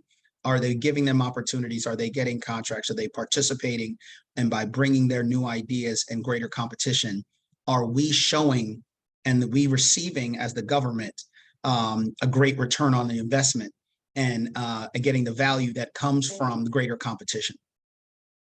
Another one was there's an opportunity for GSA to amplify its branding and demand signal and current offerings to expand the supplier base. How do we make sure that more people, more companies around the country really understand what GSA does and what it requires? The level as the largest purchaser of goods and services in the United States and therefore the world, GSA is now, as the leading acquisition body there, really able to implement the policies and the rules necessary for all civilian agencies to be able to get that greater return on investment. So how can GSA amplify its branding in order to accomplish that? And then again, a collective engagement strategy that incorporates mission alignment, interoperability, and better coordination between federal agency. This is that interagency role as facilitator and convener that GSA can serve, because again, GSA doesn't need to get into the business of, and we talked about this, of the specific things that EPA is doing, but by understanding that how you purchase something, and by bringing more competition to the table, you can help facilitate and encourage greater return on investment for EPA's application, for Department of Energy, for Department of Commerce, as they are driving towards their mission that includes climate change and sustainability. So with that, I want to actually invite some of the other members of the committee to provide some reflection on their journey, on some of their what they've received during these conversations that we've been having within the committee, and then with our guest speakers. So Farad, do you want to open it up to the group? Yeah. Kristen and I were talking around the impact of some of the thoughts that came up, and I know we have a few group members here. I don't know if Kim or Dave, anyone wants to say anything. Please feel free. Sure. This is Kimberly. I'll speak up. So first and foremost, just want to thank Kristen, Farad, and Nigel for their superior leadership here as we were looking to advance this effort. I think maybe the first thing that Kristen said at the very beginning of this presentation was this is about impactful engagements, really looking at driving actionable change and demonstrating measurable progress, right? And I think what this effort was really focused in on is identifying those tools that already exist on some other agencies that can be leveraged here, and then identifying those gaps where time and attention can be focused to really help to bring forward new entrants into this process and actually help to improve the entrants that are currently in, right? I mean, I think one of the areas that we were really focusing in on is identifying and building this into the fabric of what GSA does, right? So it's not an afterthought. This is really what they do day to day. It's built into the process. There's that old saying that, rising tide lifts all ships. And I think here is a real opportunity for us to see the rising tide as it's moving forward with GSA, to identify where there is a lighthouse, where there is help on the horizon that can help new entrants really understand this process, really think about how they can be better equipped to apply and be successful in this process, and then bring others along with them. And so I think this is one in a number of areas that have been presented so far that I think are really going to help the entrants coming into this process, especially those entrants that haven't necessarily historically been involved in this process, haven't had an understanding of how they can get engaged, and haven't had the opportunity to really learn from folks that are in this process that are well equipped, well resourced, and to be able to get those best practices from them. Thank you. Thank you so much, Kim White. Any other comments from team members? And this was a team, I call it team members because we were a team in making this work. And the coach was Coach Kristen, and it was wonderful to be able to go to her workouts. So any other comments? Well, Kristen, Farad, and Nigel, first of all, thank you for that outstanding presentation and for all of the work you've done, the hard hours you've put in. I think this subcommittee, it was kind of confronted with a very challenging task, which is like, how do you reach vendors that you don't even know if they're there or not, and so how do you pull those in who don't even know about opportunities to work with the federal government? So I just want to commend you for an outstanding set of recommendations over the past now 3 sets of recommendations that we've done, and also just commend you for the whole approach as you described it, Kristen, at the outset, is that we don't just want to talk about outreach, because that seems it's just one way, and this is all about engagement. And I think that that's like the perfect summary of all of your recommendations that you've put forward, and is just a great framework for GSA to follow. So congratulations on all that you've done, and thank you again. Hey, Troy, I just want to give a shout out to Antonio Dawes, who's been like a silent advisor and sometimes advisor, helping us to make with some of the data to allow us in our listing. So thank you, Antonio. Just want to give you a special shout out for helping us, because as a SBA leader, we found there was lots of opportunities in the SBA to kind of to get more integrated. So thank you. Well, thank you. Thank you for the very nice comment, Farad. I thought it was a fantastic set of recommendations. I really appreciated seeing the whole innovation piece, connecting more successfully the SBIR, STTR type opportunities, because there's a lot of innovation that starts there that doesn't always get a chance to make it through all three phases of that particularly great program. So I thought that was really, really great. And also, just I can't help but emphasize that need for diversity and expansion of that supplier base is really, really critical, because over the last decade or so, we've really lost quite a number of prime contractors that are small businesses. And there's been a significant effort that I've seen sustained by this administration to turn that tide around. And it's going to continue to take a lot of effort to be able to do so that we can have the diversity of selection, of types of businesses, of locations, and all those things that go along with a better, diverse, more equipped industrial base to support the growing needs that we have for technology advancement, for manufacturing, et cetera. So again, thanks, and I commend the work that the committee has done and the recommendations that you put forward. And Tony, I wanted to second Troy's comments. Actually, this has been a lot of work effort, and just what you just articulated is something that you and I know we've worked on together almost 10 years ago. Yeah. So to see this come back full circle is very encouraging, and to know that it is at the top of the list of priorities. And so certainly thank you for those efforts. And also, I did not get opportunity to acknowledge and thanking the Acquisition Workforce Subcommittee as well too. The same thing, to see some of these efforts come back around, to know that, again, I keep using the word historic, because these are historic opportunities that can actually change the trajectory of how our government interfaces with not just our community, but also internationally as well too. So again, thank you for those efforts. Boris? I think we can go to the next slide. There we go. So as we begin to wrap up, and thank you, Nigel, thank you, Farad, great job, appreciate that. I think one of the other key things that we learned over the last 2 years was there is tremendous amount of work and capabilities and competencies throughout GSA and across the federal government. And equally so, there's a tremendous amount of innovation and talent and businesses with creative business models and solutions. So part of our learning was, how do you amplify awareness of these two entities and stitch some things together? I heard somebody say connect the dots.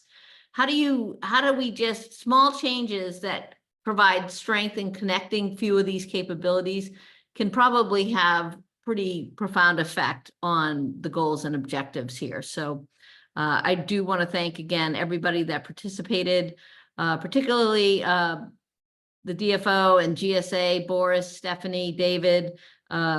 Your support was really invaluable to the work of the subcommittee. So thank you very much. I guess at this point we can open it up to the full committee for any questions or comments.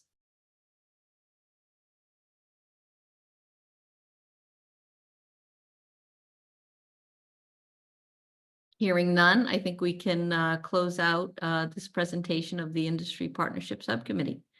Thank you again to all our members, and thank you for the time and today. Thank you. Well, thank you again, Kristen and Farad, and everyone in the Industry Partnership Subcommittee.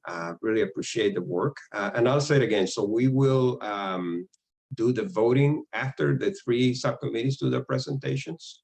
And I wanted to say we are just slightly ahead of our schedule. We do have an agenda that's posted on our website. We're following the agenda. We're trying to maximize the screen time for our participants here versus looking at slides, because you're going to see plenty of slides. But the next move here is going to be a break. So we're going to take 10 minutes. We are right at 10:50 Eastern time. So let's take 10 minutes.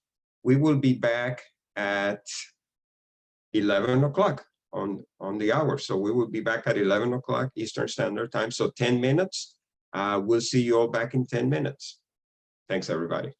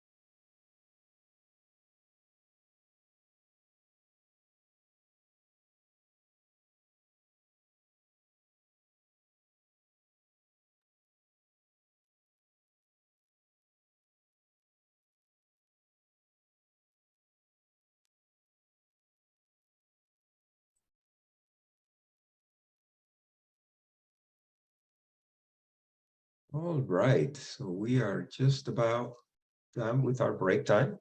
Thanks everybody for sticking with us here. So we've had just a great set of presentations so far. And we are looking forward to our third and final subcommittee presentation. And so I would like to, at this time, invite Luke Bassis and David Wagger to take us to the policy and practice presentation. Luke, take it away. Good morning, everybody. Real pleasure to be here today. While I may serve as the chair, Mr. David Wagger is the fantastic co-chair, and he'll be taking us through the beginning of the presentation today. I'll handle the middle, and Dr. Amlan Mukherjee will take us through the final conclusion. David, the floor is yours. Thank you very much, Luke. Thank you very much, Boris. If I may just make a personal reflection, I want to thank you, Boris, our DFO, Stephanie, our deputy DFO, David and Skylar, all the GSA staff for supporting all of the work that we've done and giving us nudges when we needed nudges in the right direction. And also thank Administrator Carnahan and also Senior Procurement Executive Jeff Kosis for their guidance and appointments. Next slide, please. So I'd like to thank all the members of our subcommittee for their expertise and contributions to our development and articulation of recommendations. It's a fairly large committee. We represent views from private industry, nonprofits, academia, and federal and state government. It's a lot of expertise all in one place with lots of ideas, and it was a very fertile ground for coming up with very important and timely recommendations for GSA. So I'd like to thank all of you again. Next slide, please. So mission and priorities. I won't read all of this. There's a lot on the slide, but I'll summarize by saying our mission is to offer actionable recommendations to GSA on procurement policies and practices towards achieving climate and sustainability goals by way of an innovative, diverse, competitive, and resilient base of suppliers for the U.S. government and beyond. We had an expectation that our work would not only improve the climate and sustainability attributes of federal procurement, but go beyond that to state and local procurement, as well as the broader industrial supply base. As you might intuit from our mission and all the words in it, our mission actually also depends on the other subcommittees, industrial partnerships, as well as acquisition workforce. We're three legs of a table. We all need each other to achieve the work. And there was large recognition during our discussions on recommendations between the subcommittees on how each of us can support the goals and recommendations of the other. And we grappled with how best in our limited time to define pathways toward these goals and these supplier attributes. We know that we weren't going to finish the work, but at least we needed to have recommendations that help point GSA and federal government in the right direction. And there were lots of things that were ongoing that we used to sort of take advantage of the momentum and to make timely and relevant recommendations to GSA. Next slide, please.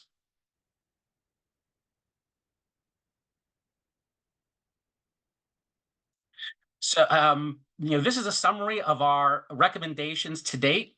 We believe that, and we've heard from Jeff Kosis that many of our recommendations have already had impact. We used our deep expertise in sustainability and procurement. And Luke and I, as chair and co-chair, kind of have complementary expertise. He in procurement, me in the sustainability space, and we were really worked well together to drive these recommendations. We decided, where when possible, to offer recommendations that reinforce and strengthen existing efforts, whether through legislation, whether through ongoing regulatory efforts, or programs that exist within GSA or EPA, DOD, or DOE. And we recognized that timing was important, that we needed to make recommendations that took advantage of things that we could essentially ride the wave, that we weren't starting from a standstill, that we could jump on and build to momentum that was already present. So our first recommendation about a year ago addressed single-use plastics and packaging. And as you may have heard earlier, at the time that our term started, there was an advance notice of proposed rulemaking on single-use plastics and packaging, which led to a proposal. Now I've heard today that it may become a final rule very soon. And our recommendations were to issue a regulation, which was somewhat in the cards already through the sort of beginning of a rulemaking process, but also to implement short-term actions that could prove the feasibility of many of the policies and procedures that could be part of a regulation. This would include roadmap development on single-use plastics and packaging, developing policies for source reduction, don't have it in the first place, reuse instead of single-use things, or recycling of things that are recyclable that will improve the sustainability attributes and climate goals of GSA and the US government. And also pilot projects to demonstrate that in practice, especially around things that I think are easy to identify, food service, as well as delivery packaging. So that was our first set of recommendations about a year ago. And then this past December, we came out with 3 recommendations. The first one was a PFAS reduction recommendation, and we took advantage of a petition that was made to GSA about reducing PFAS in federal procurement. And just about a month ago, GSA released a request for information regarding PFAS in the context of procurement, which I think utilized some of the recommendations that we made through this particular one. Our recommendations included prioritizing reductions on known PFAS-containing product categories, as well as specific PFAS which were identifiable, use of eco-labels to essentially be able to identify products that do not contain PFAS, update contract language to make it very clear to those potential suppliers that the government is interested in procuring only products that do not contain PFAS. Also, supplier reporting and incentives. There's a lot of uncertainty about whether PFAS exists in supply chains, and the reporting recommendation would help potential suppliers identify sort of PFAS risks in their supply chain and help sort of eliminate them. And then lastly, procurement training. This gets back to the need to have an acquisition workforce which is well versed in these aspects and can carry out the work that the recommendation seeks to implement. The second recommendation was reducing human health risks. And that would be based on using science-based principles and practices. And there's a lot of work going on in the federal government already, and we sought to essentially dovetail with those activities and efforts. So this would be prioritizing product categories that have known hazardous chemicals or known to cause exposures, and also specific chemical substances that may have been identified by other agencies as things to eliminate in the manufacturing process. Also, as I mentioned, build on existing frameworks. We're not starting from nothing. There's a lot of good work that's happening in GSA and EPA and other agencies that we can build on to sort of push forward this recommendation.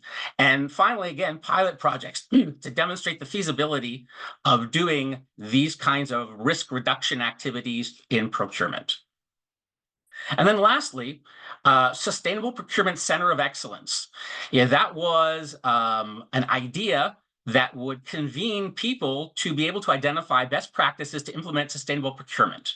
It would be a center for all of that activity. It would include working groups to identify improvement opportunities, such as standardization opportunities within procurement to achieve sustainability goals. It would also be a place to provide support to state and local procurement officials who are seeking expertise and best practices and other opportunities to improve sustainability through their own procurement programs.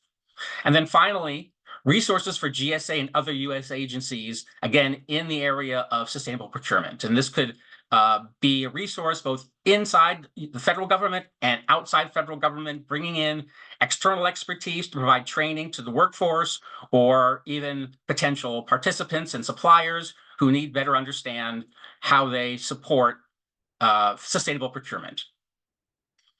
Next slide, please. So I'd like to open it up to members of the subcommittee who are present to provide reflections on these recommendations and maybe the recommendations that are going to be described in a few minutes, cover anything that I missed.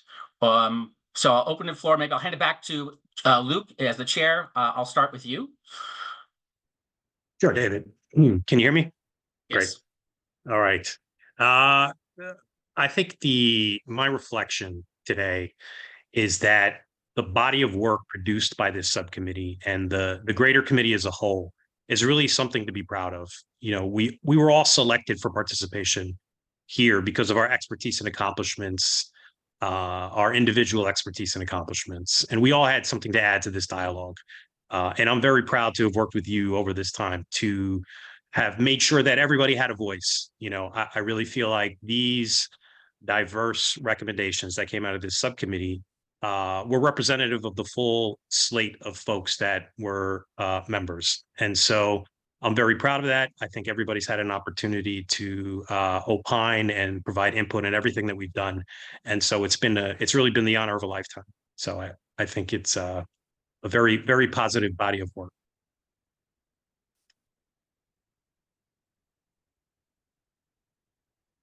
So I just want to, sorry, this is Nigel. I just want to thank you, David and Luke, for your leadership on these efforts. I think this committee actually really is the glue that binds the larger committee together and the other subcommittees in a way that, you know, we've talked many times about the federal government being the largest purchaser of goods and services, and our ability to leverage these recommendations to provide a business ecosystem to support the efforts of the federal government around climate change and sustainability.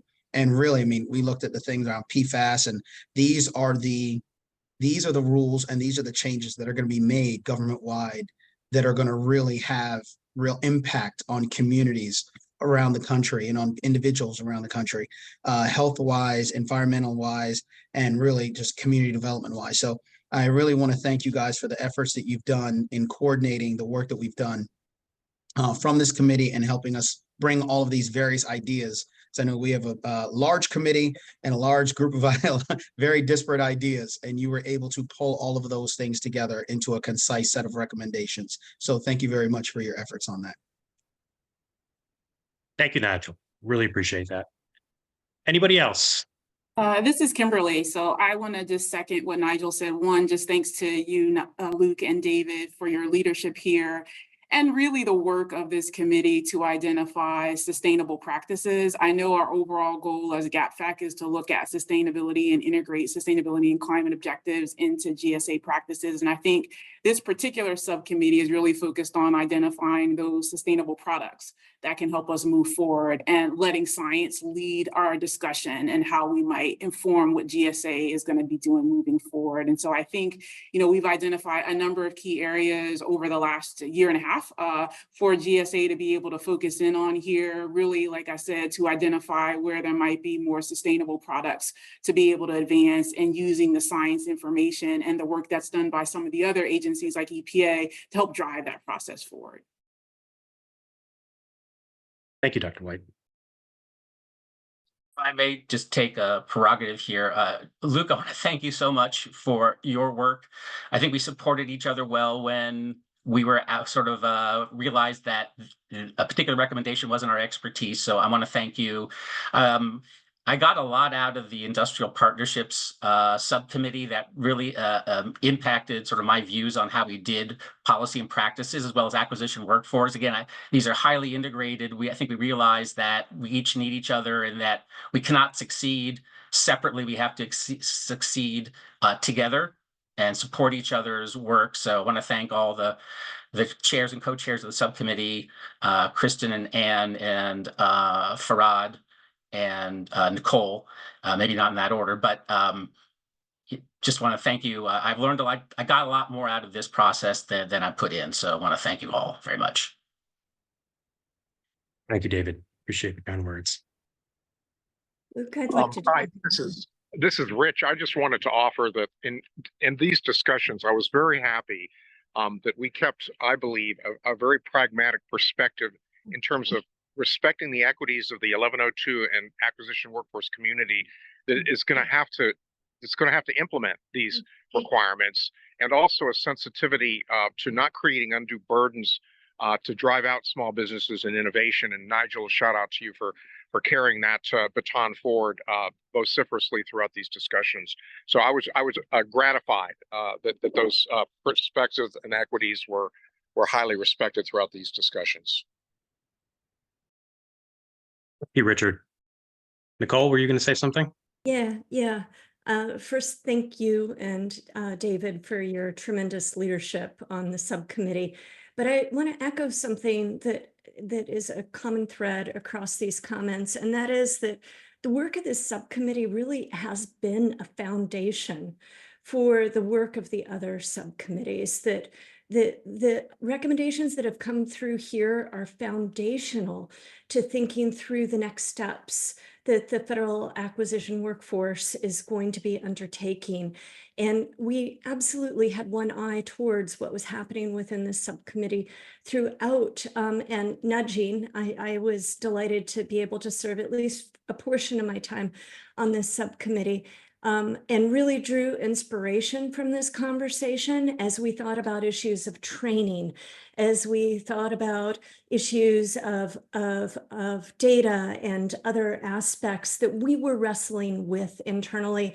And I think at the end of it all, we as a broader committee, the GAP FAC, have put forward a really nice set of complementary recommendations that seamlessly support one another. But I want to also recognize this was not a seamless effort. There was a lot of sleeve rolling and tough, thorny conversations that needed to be had as we thought about the different layers that needed to be peeled back.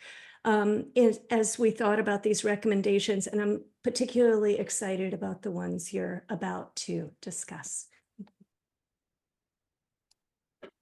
Thank you, Nicole. And if now is a time for me to jump into, just as with the other subcommittee chairs, Luke and David, yeah, your leadership has just been tremendous. Thank you so much. Yeah, it's hard for me to top all the comments that were just made, because I think the comments of your subcommittee members really just kind of captured how great the work of this subcommittee has been. And I wholeheartedly agree that that the work of this subcommittee has really helped tie together all three subcommittees. So I want to commend you for that. Just also commend you, David. As you said, I think, you know, these challenges that we face, they don't stop at the federal level, and they impact our state and local and tribal partners. And I have a lot of hope that with the work that's come out of this subcommittee, that it's going to lay the groundwork for much more cooperation at all levels of government. So I just want to commend you for that. I think that while we're tasked with giving GSA recommendations, I think what you've done in this subcommittee is going to go much, much further than that. So thank you. Thank you, Troy. Appreciate it. If there are no additional comments and reflections, we can move on to the recommendations. Next slide. Thank you again, everybody, for the incredible reflections on our prior recommendations. Today, we are here to talk about what this subcommittee identified as really the next critical area for improvement for the GSA. The central concept of today's recommendation is data, and how critical data, credible data, is central to all strategies to advance sustainable acquisition. We said it before, we said it 100 times. The GSA sits in a position of incredible power to advance sustainability. $700 million of annual spend is enough to move markets. But markets don't move on their own. And if the GSA is going to use that power to drive markets, the most powerful way to do so is by adopting a system of data-driven policies and tools that are transparent, easy to understand, easy to adopt, and easy for acquisition professionals to use. Today's recommendation is a culmination of nearly 2 years worth of deep dives into acquisition policy, sustainable data, state best practices, technology, tools, and resources, interviews with staff from the GSA, EPA, USDA, feedback from procurement staff, vendors, and solution providers alike. Today, I'll identify some critical areas of focus for advancement of data strategy in order to mature the GSA's approach to sustainable data policies. And then Dr. Umlan Mukherjee will take us through our recommendation for a holistic approach to advancing the GSA's approach to sustainability-related data. Next slide. You've heard it from the other presenters today. Data has really always been a common denominator. For those of you that have been with us since the beginning, you know that we have mentioned it in almost every topic we've tackled in one form or another. A central recurring theme has been the need for better data, analysis, or more connectivity between some of the incredible resources already developed by the GSA.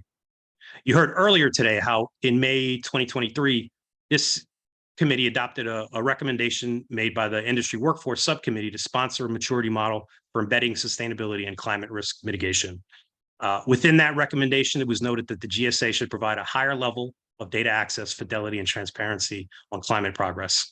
You also heard how in December 2023, this committee adopted another recommendation by Acquisition Workforce that the GSA develop and lead a cross-agency effort to establish a federal data standard and protocols for eco-label certifications and utilization. A central concept in that recommendation was that the GSA should review eco-label standards, increase eco-label data availability, and standardize data needs and requests across federal agencies. In addition, this committee used its response to FAR Case 2022-006 as a platform to raise data again. In all of these prior recommendations, each time this committee has spoken, we have taken care to note the importance of data to support the broader goal of advancing sustainability in federal acquisitions. Next slide.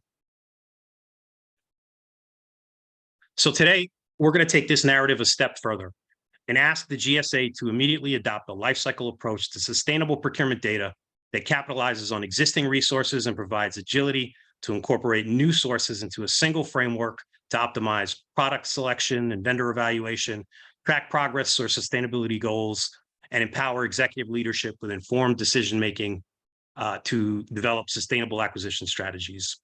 We have spoken throughout the course of our work about how trying to tackle the issue of GSA and sustainability data is very much like trying to boil the ocean. So we hope today's discussion will take a significant step towards lighting that fire. Next slide. So our recommendation is really driven in large part by 4 areas we identified that should be the focus of very specific measures in order for the GSA to advance data strategy. I'll touch on them briefly here and then take a deeper dive on each. First, policymaking and strategic decision-making at the most sophisticated levels can only be as effective as the data that support them. A clear data strategy mandate for measuring sustainability success, tracking progress, and calculating costs will increase the effectiveness of GSA's policies. Second, vendor evaluations. This is really the golden goose of influencing sustainable behavior. The absence of a sustainability scorecard, performance evaluation, or other objective measurable performance indicators makes it difficult to use these tools as a measure to award progress for a vendor.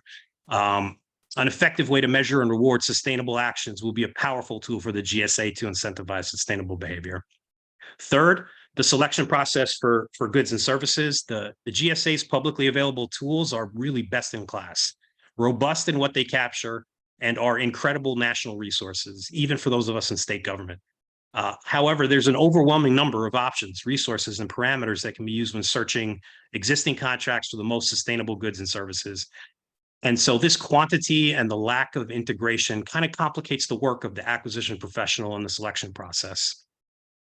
Fourth, connectivity and integration. Piggybacking on the prior observation, there are opportunities for connectivity and integration of some of GSA's incredible existing data-rich resources to simplify the acquisition process and really maximize the footprint that these tools can have.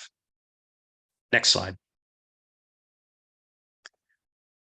So we'll start with data for measuring impact and informing strategy. The benefits of a comprehensive data approach will provide the GSA with actionable insights on sustainability-related topics. This would allow the GSA to target resources and develop tailored strategies for implementing sustainability into category management, technology investment, all of the things that the executives at the GSA are thinking about on a daily basis. Now, the GSA's approach to low-carbon construction materials is really an incredible example of how this could play out. Data established that construction materials, asphalt, glass, concrete, and steel are significant causes of greenhouse gas emissions in their supply chains, from raw materials to manufacturing. The data supported prioritizing a greener strategy in procurement of these materials. And this emphasis led to pilot programs, pilot projects, low carbon specifications, industry outreach, and targeted strategies that will ultimately lead to lower carbon construction and set an example for the rest of the country. We heard from the administrator today that there are websites now tracking our progress on these projects, and that data being shared with the public and is generating momentum in jurisdictions around the country. The data on construction materials is robust and informative, but we can't stop there. The GSA should strive to achieve that level of data and reporting on all of the other categories of acquisitions for every possible industry. The subcommittee specifically identified a few areas for consideration. The GSA should strive for uniform collection of sustainability data across all categories. The absence of this data makes it difficult to aggregate and analyze and to identify trends and patterns. The GSA should also explore tracking the cost effectiveness of sustainable procurement decisions. It's an important source of data and can make the case for expanding sustainability initiatives, inclusive of assessing the life cycle costs of goods and services. The GSA should also track exemptions to sustainability requirements. It's an important data point to inform strategy. Identifying patterns of exemptions is important to develop strategies to minimize them. Next slide.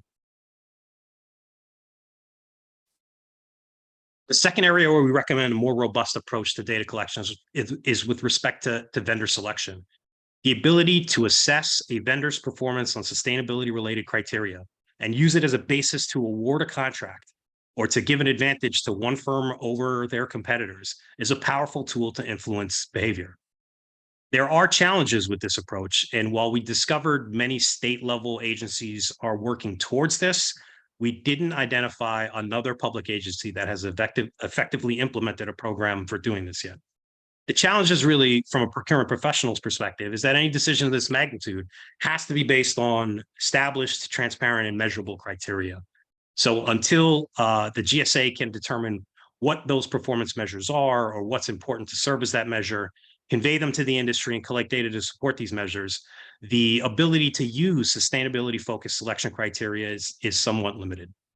Next slide. So the subcommittee identified a couple areas of focus within this category that could inform vendor selection decisions and be scored as part of an evaluation process. First, tracking how a contractor has performed meeting sustainability requirements on existing contracts. Second, examining a firm's past experience and behavior on other contracts and their existing policies on sustainability. And finally, looking at and scoring how a firm's approach to sustainability on the contract they are competing for, looking at and evaluating their means and methods, their staffing approach, the way they're going to meet the green requirements on a specific contract is also a good criteria we think that should be considered. We're essentially asking the GSA to paint these normal areas of evaluation with a sustainability brush in order to kind of maximize the powerful tool to incentivize industry to be responsive and adopt more sustainable practices.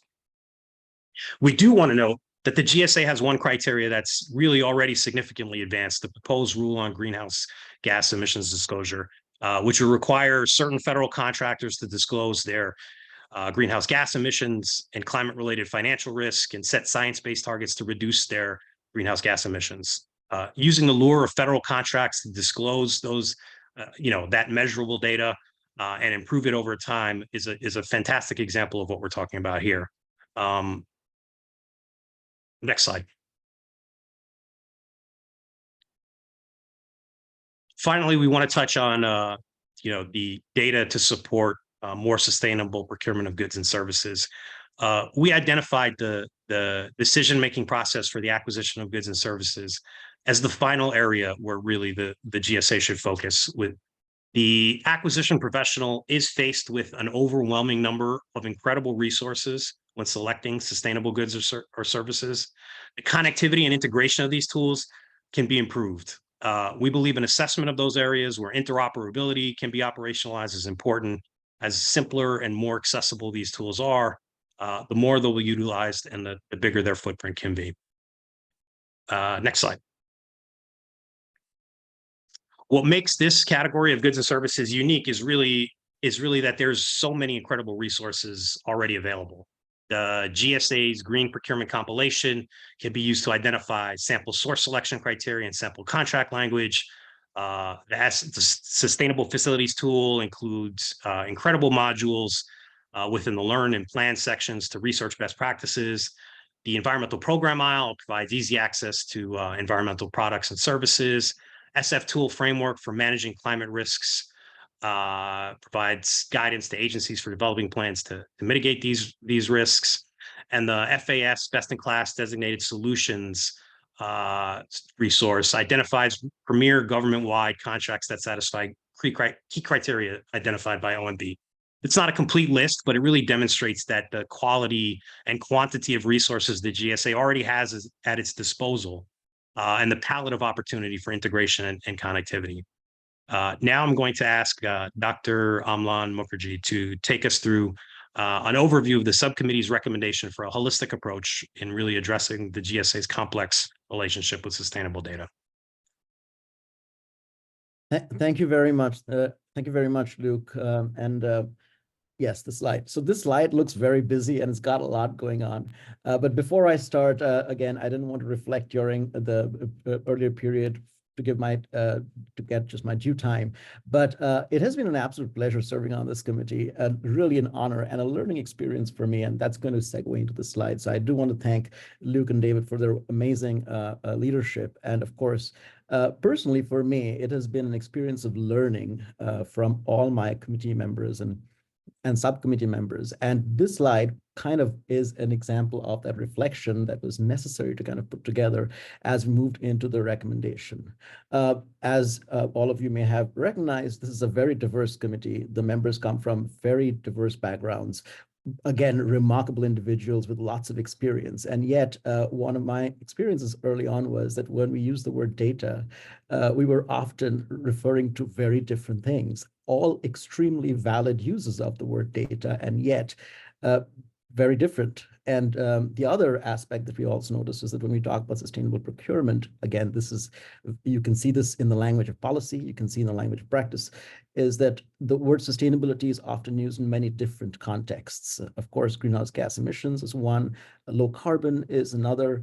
Then there is, the whole gamut that we've already worked on and talked about with plastics, PFAS, there is material health related stuff, ESG reporting. That's just a whole slew of different dimensions.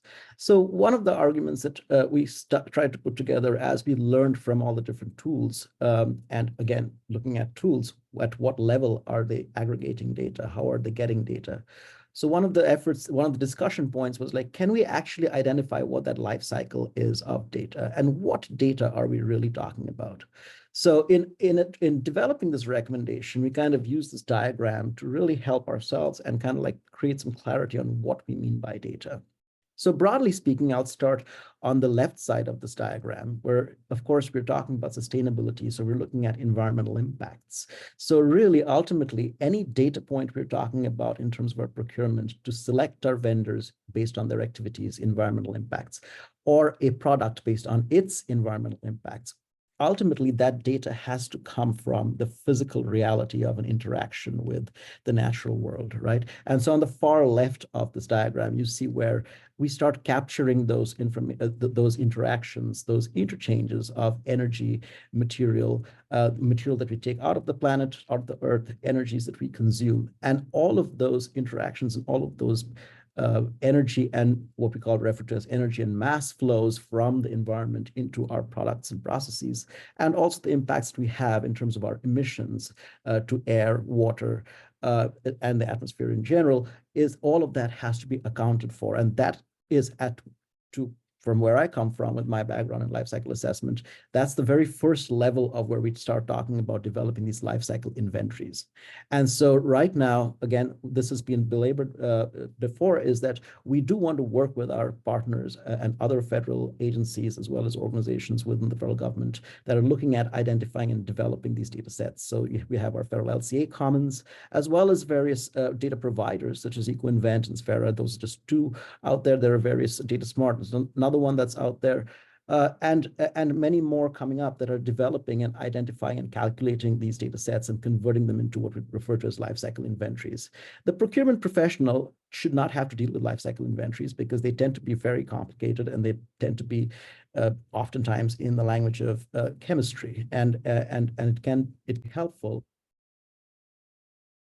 Sorry, it may not be very helpful in making decisions, meaningful decisions. So that takes us to the next stage of that. What happens to that data once we have these inventories in place is we have different kinds of scientific backgrounds, scientific methods, whether it's what we refer to as impact assessment methods, as well as international standards that help us assess that data and say that, well, okay, for this particular product, if this is the amount of energy that took to produce this product, or these were the emissions that resulted in the production of this product, how can we translate that into metrics such as global warming potential or eutrophication potential, and how can we use these metrics? So that underlying science, again, we are dependent on toxicologists, a very vast body of chemistry and biology and sciences that is often beyond my grasp, but we depend on the outputs of their work, and then that translates into these impact assessment methods.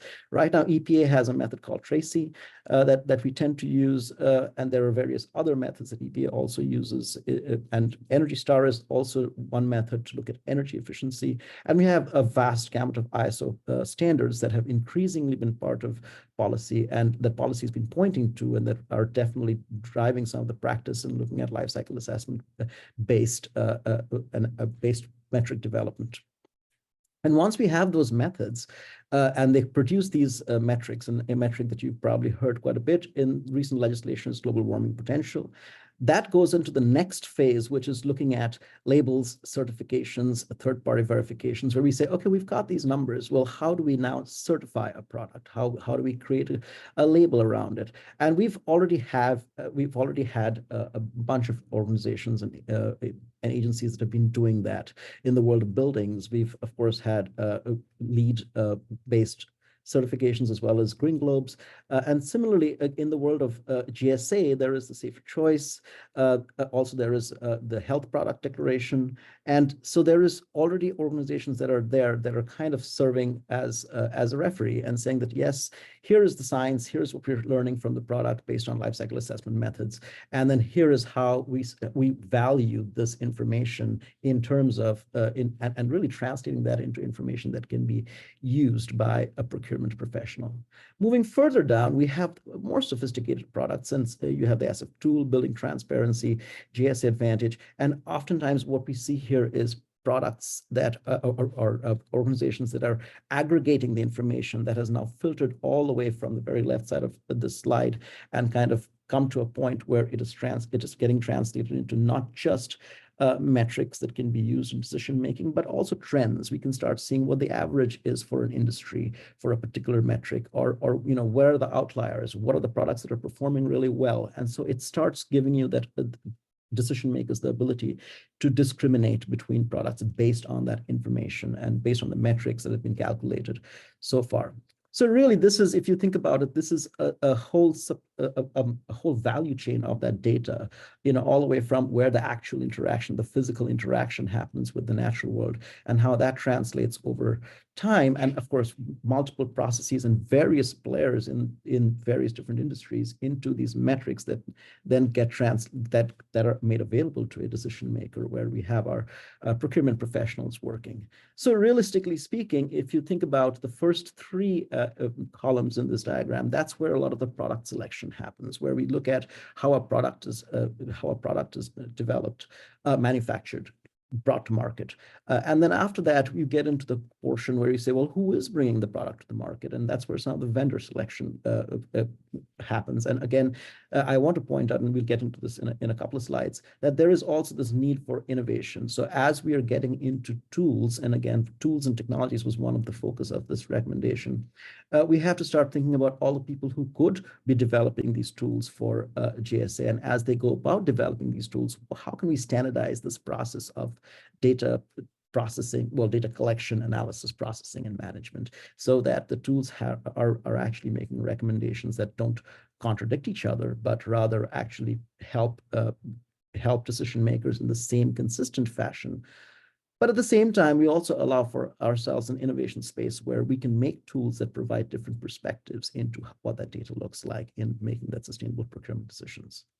And so I'm going to, and before I continue, I do want to point out that at the bottom of this slide, I provide information on who are the parties working in this. And so you see, you have some of the initial data collections, oftentimes coming from public sector. Our federal government has great data sources that get reported. And then as that data filters up through this process, there are various levels of public, not-for-profit, as well as proprietary organizations involved. And so there is definitely, looking at, as we get to the far end of this in a competitive innovation space, there is definitely an opportunity for using new and innovative technologies, especially what we're seeing with AI, in being able to implement and create more jobs, and also, just generally speaking, fostering an innovation space. So in the next few slides, I'm going to kind of break this down further and show how this general framework of thinking and some of the lessons that we've learned over the last few months translates into a recommendation. Next slide, please. So the first and foremost is developing a principles-based framework, right? So as I mentioned so far, as all this data gets filtered in and through that diagram that you saw, I'm just going to focus on the first two columns here. How do we create standardized lifecycle inventory development methods? How do we ensure that we're using the same impact assessment methods across the board? Because if you use different impact assessment methods, you might come up with slightly different numbers, slightly different metrics, and sometimes very different metrics. And also how reliable are the impact assessment methods that we're using? So to give an example, for global warming potential, we're generally moving towards the IPCC AR6 methodology that is used, but there are still some impact assessment methods that are still using AR4. So making that transition, making sure that we're all standardized and using the same methodology is very, very important.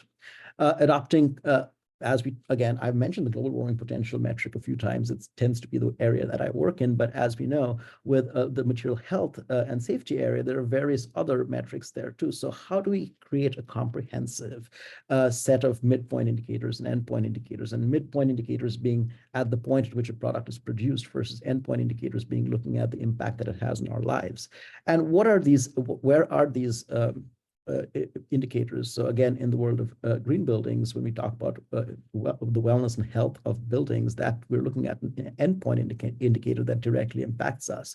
Whereas when we're looking at product selection through a particular, looking at one particular kind of construction material over another, we're looking at a midpoint indicator. So identifying what these indicators are that should be used in policy, because there are different at different levels of policy, different indicators are being used. And that is perfectly acceptable because policy can have different focuses, but making sure that all of those indicators are standardized and coming from the same kind of impact assessment method and the same kind of data collection. So ensuring that the underlying science that is being used for different kind of methods and metrics that are being called out in policy are all based in the same consistent methodologies and same scientific approaches. One example of this, something that is evolving right now along these lines, is that CEQ is coming up with the net zero guidance. And so it's kind of very important that the CEQ net zero guidance not be in line with some of the other net zero tools that is in the area of buildings that we have, or some of as industries try to achieve net zero. And if we have, as we move towards the White House goal for, towards net zero, to ensure that all of these approaches are consistent. And as a major procurer, GSA is in a position to kind of implement and advocate for that principles-based frameworks. And of course, as we go about doing this, I've mentioned various agencies already, but make sure that we're working well with our federal partners, the Federal LCA Commons, but also other federal agencies that are already involved in procurement. The Federal Highway Administration is about to launch their low carbon transportation materials program. And that's transportation materials across the country and affects states, so different levels of government as well. And so ensuring that there is conversation there and collaboration as well with industry. Next slide, please. Moving on to the next level, where we start converting this information that is collected and analyzed and going away from the science, from the science-based principles to the more practice-based principles. The idea is to ensure that we have, and this is a very prescriptive recommendation is that we move towards ISO type 3 labels, and the ISO International Organization for Standards, they define type 3 labels as labels that are third-party verified, independently verified by a third party. So right now, one example of that is environmental product declarations that are already part of policy. It's part of various buy clean efforts at the state level, as well as part of, has been mentioned in the Inflation Reduction Act. And so the idea is to continue with that, but really lean into the principles-based framework and expand type 3 labels in various other areas as well, particularly in areas for material health and overall reporting for greenhouse gases, as well as other sustainability metrics. So in a sense, what we're doing is we're looking at what's working in some of the areas, what's already in policy in some of the areas, and saying, can we expand this ability into some of these other areas and really kind of make sure that they're based on foundationally the same science. So we're making decisions consistently.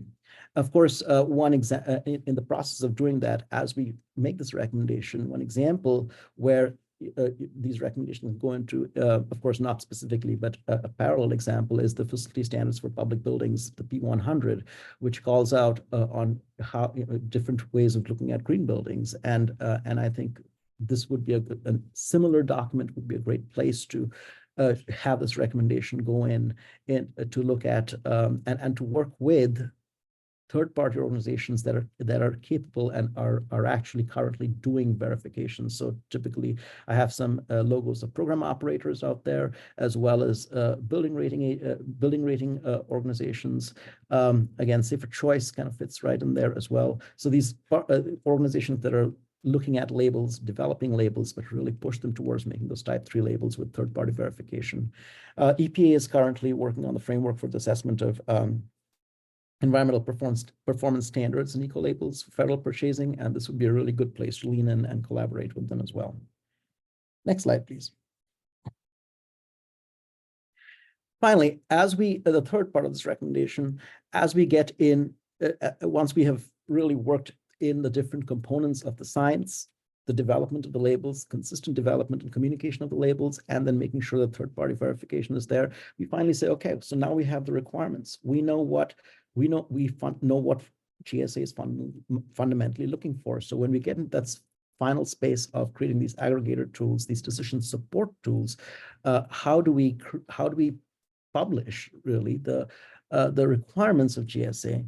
This is where we're also moving in from product selection into vendor selection, so that we can create and foster an innovation space for various tool developers to come and take the requirements, take all this information that has already been built upon, and say that and provide a place where a decision maker can go and discriminate between different products and processes and services as well. So that would require kind of developing and publishing what we refer to as an application programmer interface. So here are all the requirements. And of course, an API is kind of tech talk, but realistically speaking, just to start off with like a full-blown requirements document, which can then translate into an API that allows for more technology development in this area, which really is, and also making sure, and this is an area for tools to really differentiate and compete against each other, because it would be about making tools that really are tailor-made for our procurement specialists and really help them make and select the best tools with the best data. And of course, GSA Advantage results is one of them. And so the idea is, how do you prioritize some of the products that are already there and like kind of build on these existing tools in place? Next slide, please. Thank you. So conclusions, again, this is a slide with a sentence on it, so I will read it. Adopting a broad sustainability data framework as recommended today will improve sustainability performance in all aspects of the procurement lifecycle, from requirements definition to contract closeout, while empowering executive leadership with informed decision-making in order to develop sustainable acquisition strategies. Again, quite a mouthful, but really what we're doing is ensuring that we are recommending that we ensure a sound scientific principle-based framework that allows us to work with various federal partners to develop that data, analyze that data, collect and analyze, and then develop these metrics, which then allow us a platform for third-party verification, which in turn translates into an API or a requirements document that GSA can use to foster an innovative space for different tools and technologies, which ultimately really serve our procurement specialists make the best and most sustainable decisions. Next slide. And with that, I'm going to pass it over to Luke, but not without, again, one more time saying what an honor it has been to serve on this committee, and indeed really an experience that has taught me a lot, and would definitely like to call out Nicole as well for a lot of her efforts and conversations and inputs to our subcommittee. Thank you. Thank you, Amlan. Appreciate it. Comments, questions? Yeah, Luke, hi, Rich here. So several months ago, the Biden administration and OMB issued a series of guidelines and requirements called the Better Contracting Initiative, or BCI is the acronym. And the second prong of the BCI is to create a government-wide enterprise-based data sets to inform better procurement decision-making. And in that, they talk about development of a specific platform, harvesting the data across all the federal agencies, and then providing it in a uniform portal to inform better buying decisions. So I'm wondering if we should talk to them to coordinate this interesting discussion we've just had to see whether these data initiatives should conform with or otherwise leverage that second part of the Better Contracting Initiative. I think that's a great observation. And to the extent that we can either influence them or add our contributions today to the development of those guidelines and guidance, I think that would be a fantastic opportunity. And Luke, to piggyback on that, that's an excellent point, because that can also drive a conversation of how this performance metrics would also be included in the president's management agenda, which then could also be used in future administrations on keeping track of the performance and making sure that we have transparency and accountability at all levels for participation. I think those are two very good call outs. We'll make sure we mention them in the white paper for sure.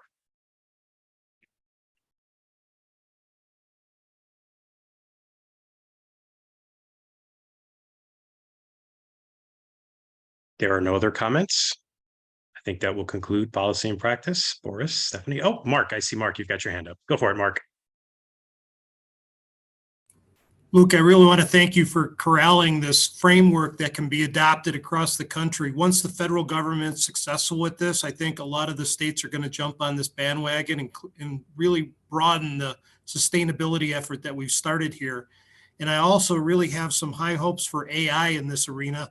I know that's never going to replace the decision-making power of a person to really dig down deep in the life cycle, but it's sure going to help guide those decisions. And I'm pretty excited to see how this all comes out. Thank you for your work. Thanks, Mark. I think that's a great observation too.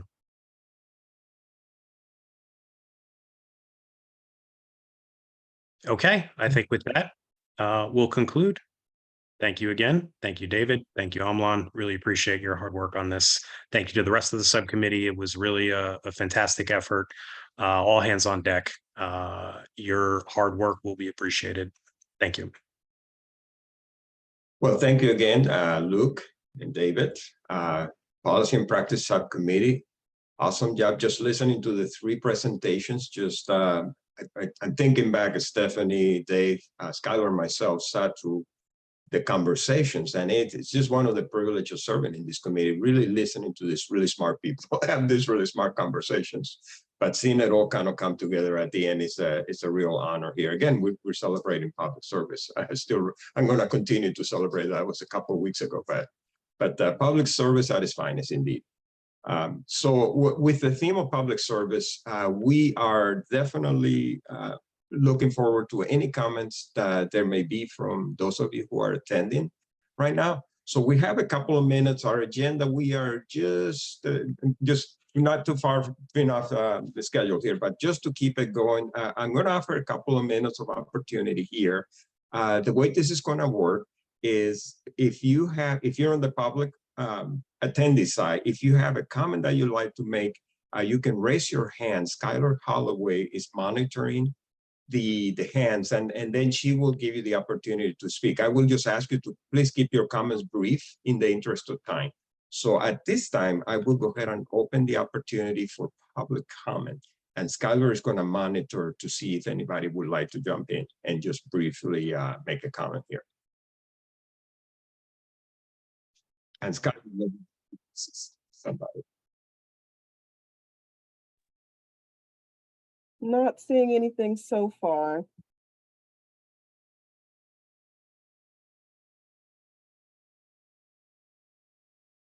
No, I don't think we have any. Okay. Okay, I'm in this concept of being comfortable with silence. I'm in a coaching training program, so that's one of the things they teach us. Yeah, we All have right. we have one now. So Okay, sure.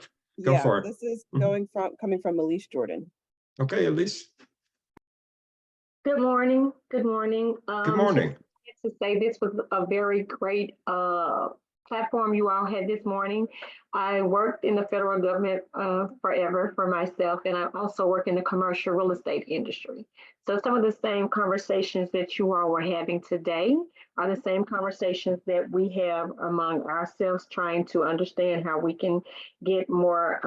We have a lot of people that's doing government contracting. And just like I believe it was, I can't pronounce the man's name, but there's this myth that everyone is afraid to do business with the government because of previous myths from before. So this being on here and listening to a lot of these ideals, it's good to know that we're all trying to work toward the same sustainability, climate control, and everything.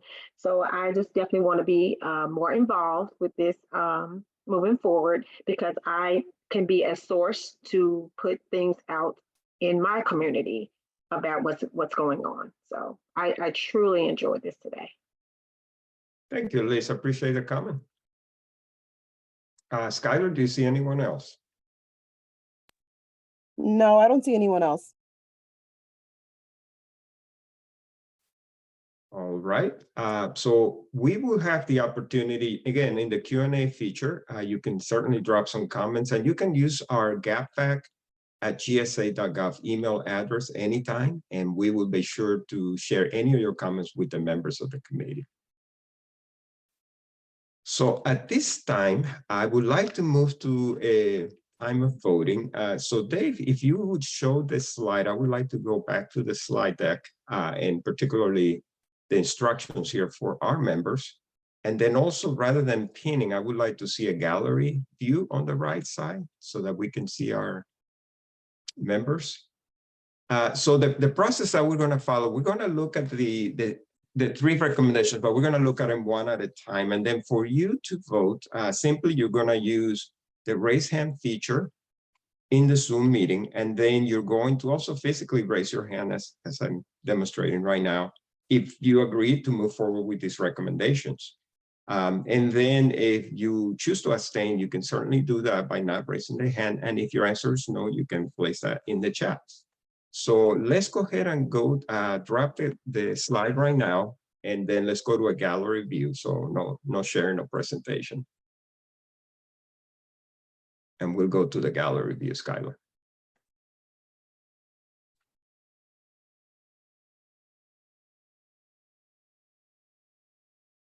Okay, thank you. So the first recommendation that we're going to vote on, again, this is for all the members, including Troy and Cassius, our chair and co-chair. We're going to vote on the Acquisition Workforce Subcommittee recommendation. As a recap, this recommendation is about amplifying the change acceleration strategy, and it consists of three parts: recruitment strategies, performance assessment, and then a sustainability acquisition credential. So we're voting on that package from Acquisition Workforce Subcommittee. So at this time, I will invite our members to vote again. If you agree to move forward, you can raise your hand physically as well as using the button on the Zoom meeting, and then Stefan is going to count your votes. Or do both. Yeah, you can do both, right? Okay. Yeah, and I'm not supposed to vote because I'm the DFO. Okay.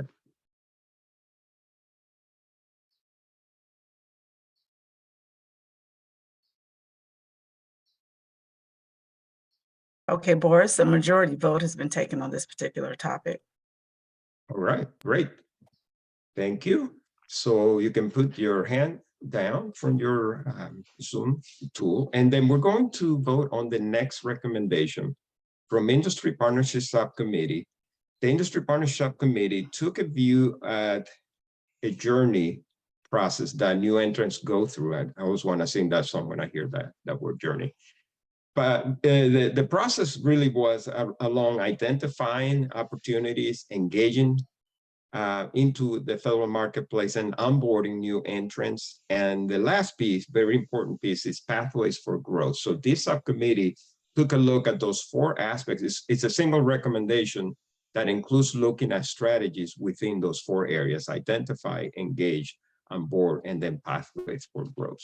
So at this time, I'm going to invite our committee to vote on the Industry Partnership Subcommittee recommendation. Again, physically, raising your hand, or you can use the hand feature as well.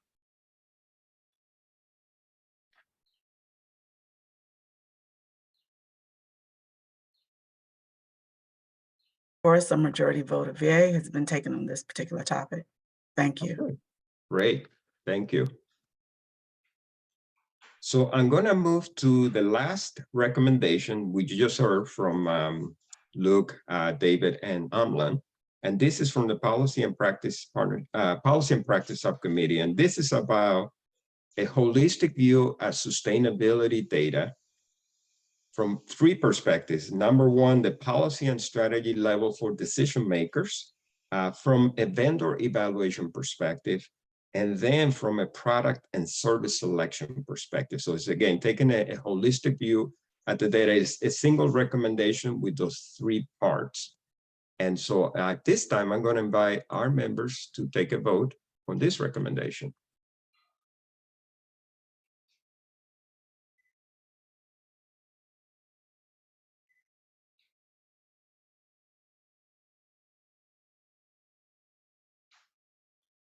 Majority vote has been taken on this and of yay. All right. Thank you, everybody. So in view of the vote on the 3 recommendations, they all 3 were approved by the committee. So we will move forward to present those recommendations. First, we will definitely work on building the report, but these recommendations will be going to GSA. And that brings our total recommendation, your total recommendations to 19. We've had 16 on the previous 2 report. Now this is 19, just 1 shy of 20. But hey, wonderful work. So we are in a time of reflections. We've done quite a bit of that, but I wanted to bring back our leaders, and I wanted to start with, make sure I have my agenda here. So I wanted to start with you, Troy, and then I wanted to invite Cassius and Jeff as well. Oh, thanks so much. And thank you, everybody. Congratulations. All the presentations today were outstanding. A lot of hard work went into it. And I am just thrilled that we have this next set of recommendations to put forward. And I know it's been a long morning, so I'll try to be brief. I just have so many thoughts coming through my mind about thinking back on the work of the committee over the last, I guess it's been 18 months, which first of all would be like this committee has really pulled together and driven by our 3 subcommittees has moved really fast. And we were kind of given that charge and delivered. And so thank you, congratulations on that. I feel like while we've had a sense of urgency in moving forward, I also just want to commend everyone on moving forward with kind of an awareness that whatever idea you put forth isn't really worth it unless you can implement it. And I've just always been struck from the very get-go of this whole committee about how the whole group approaches something of, well, let's think about how we're going to implement it. And again, that, that happens too seldomly certainly in DC, and people think about ideas without thinking about how do you carry it forward. So I really just want to commend everyone as Anne and Farad and David and others have said, like you think about, well, what can you identify out there that works and how do you build on that? And we've certainly done that. We've always had in mind, like what kind of burdens would you be creating on the acquisition workforce, or all of the vendor community, potential vendor community that we want to do business with the government. We've looked at, of just areas where there already are, tremendous success. Kristen, as you said, with talent and innovation in the government, it is there.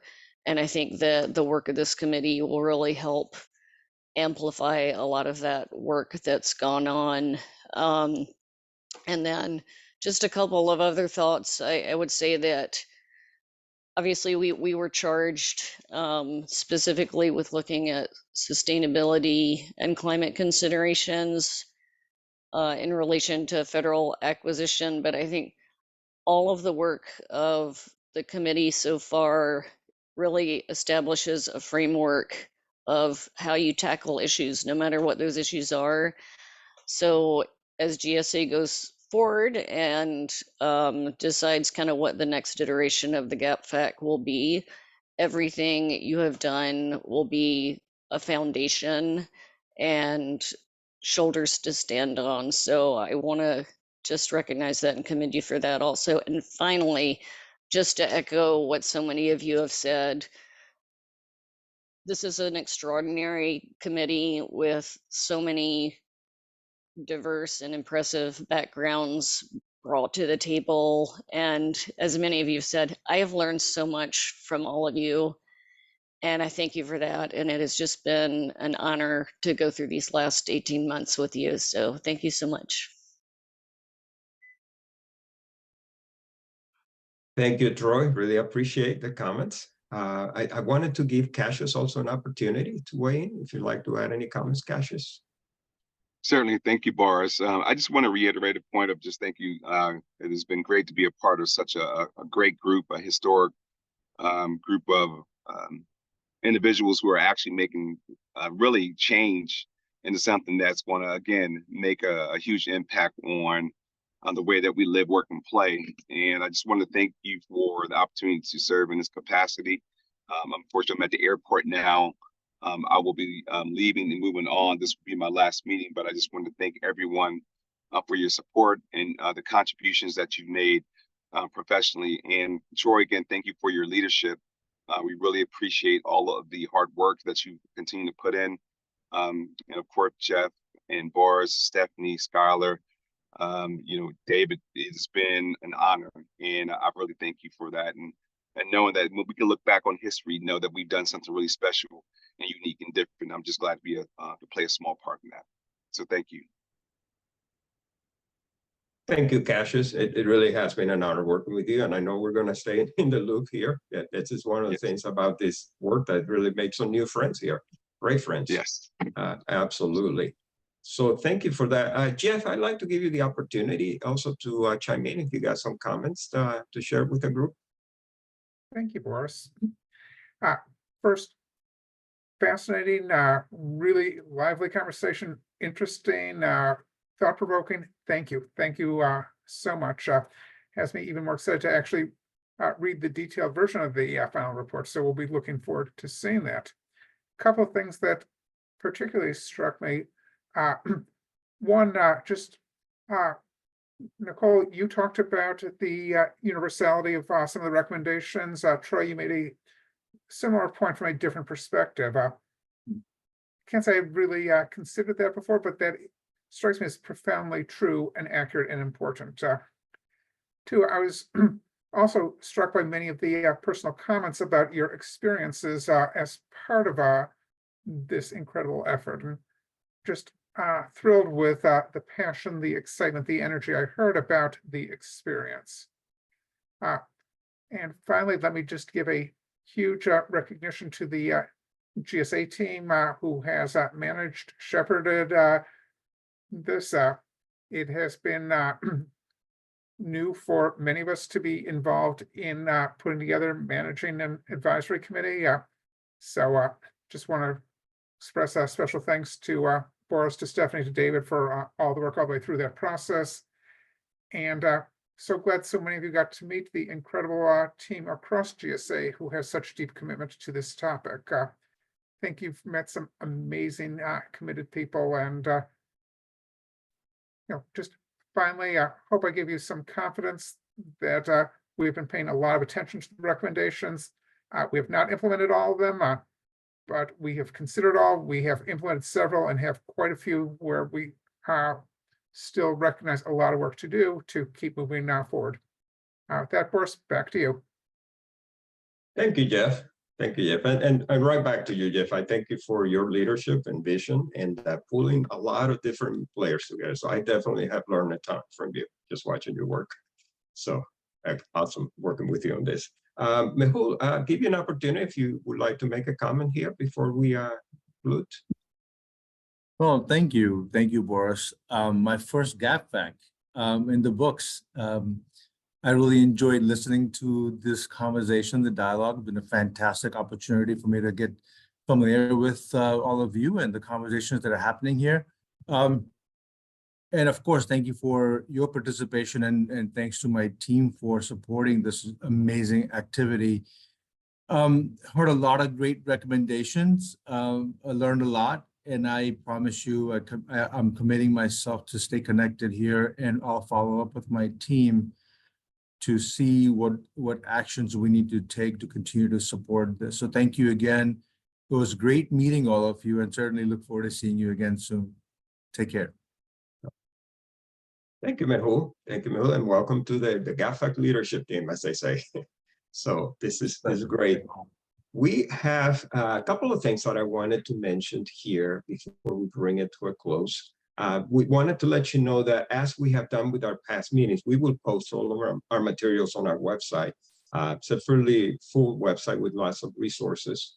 We will also be working on the recommendations report that were just approved by the committee, and that process will take its place, and the recommendations will make their way to the GSA administrators. When that happens, we will post a report on the website as well. So there will be more communications to come on that as we go forward. Again, I just wanted to say we have worked very hard, but this is really a testament to the great public servants that you all are.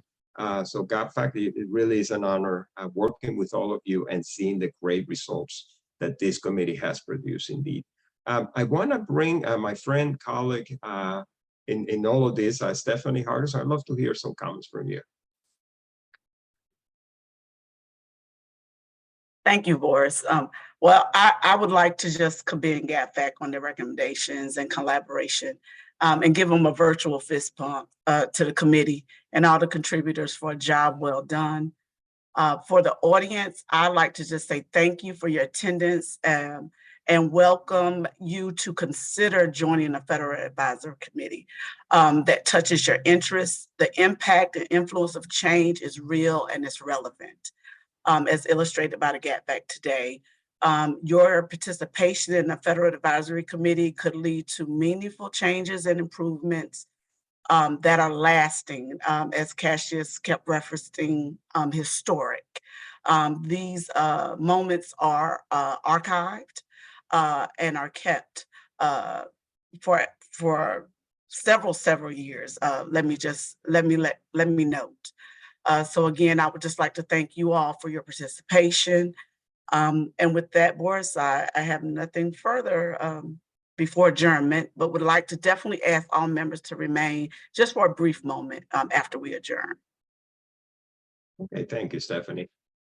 And I would also like to say that none of this really would be possible without the outstanding support. So again, I'll sing Stephanie's praises again. She's just a fantastic, brilliant collaborator and just thinking through how to best manage this great group of people in such a complex set of topics that we took on. Also, Dave Kochenik has been a fabulous leader, helper in every way that you can imagine. So thank you, Dave, for your great support throughout this process. Same goes for Skylar Holloway. Skylar, thank you for keeping us all on track, making sure that everything was working. Technology, I remember Nicole was talking about technology. She froze right when she was talking, but then they happened again. So that was funny. And then also, Bianca, thank you for coming in today and helping us with all of the technical arrangements. So it has been just a wonderful experience today. And then just watching these recommendations unfold before our eyes, it's just a testament of the brilliance of this group of folks here that volunteer their time to join us as public servants and really do their very best to help advance the administration priorities for the good of our nation. So with all of that said, I will invite the members to please remain. We're going to do one more thing, but for everyone else, let's go ahead and adjourn the meeting. So this meeting is now adjourned. Thank you, everybody. Thank you.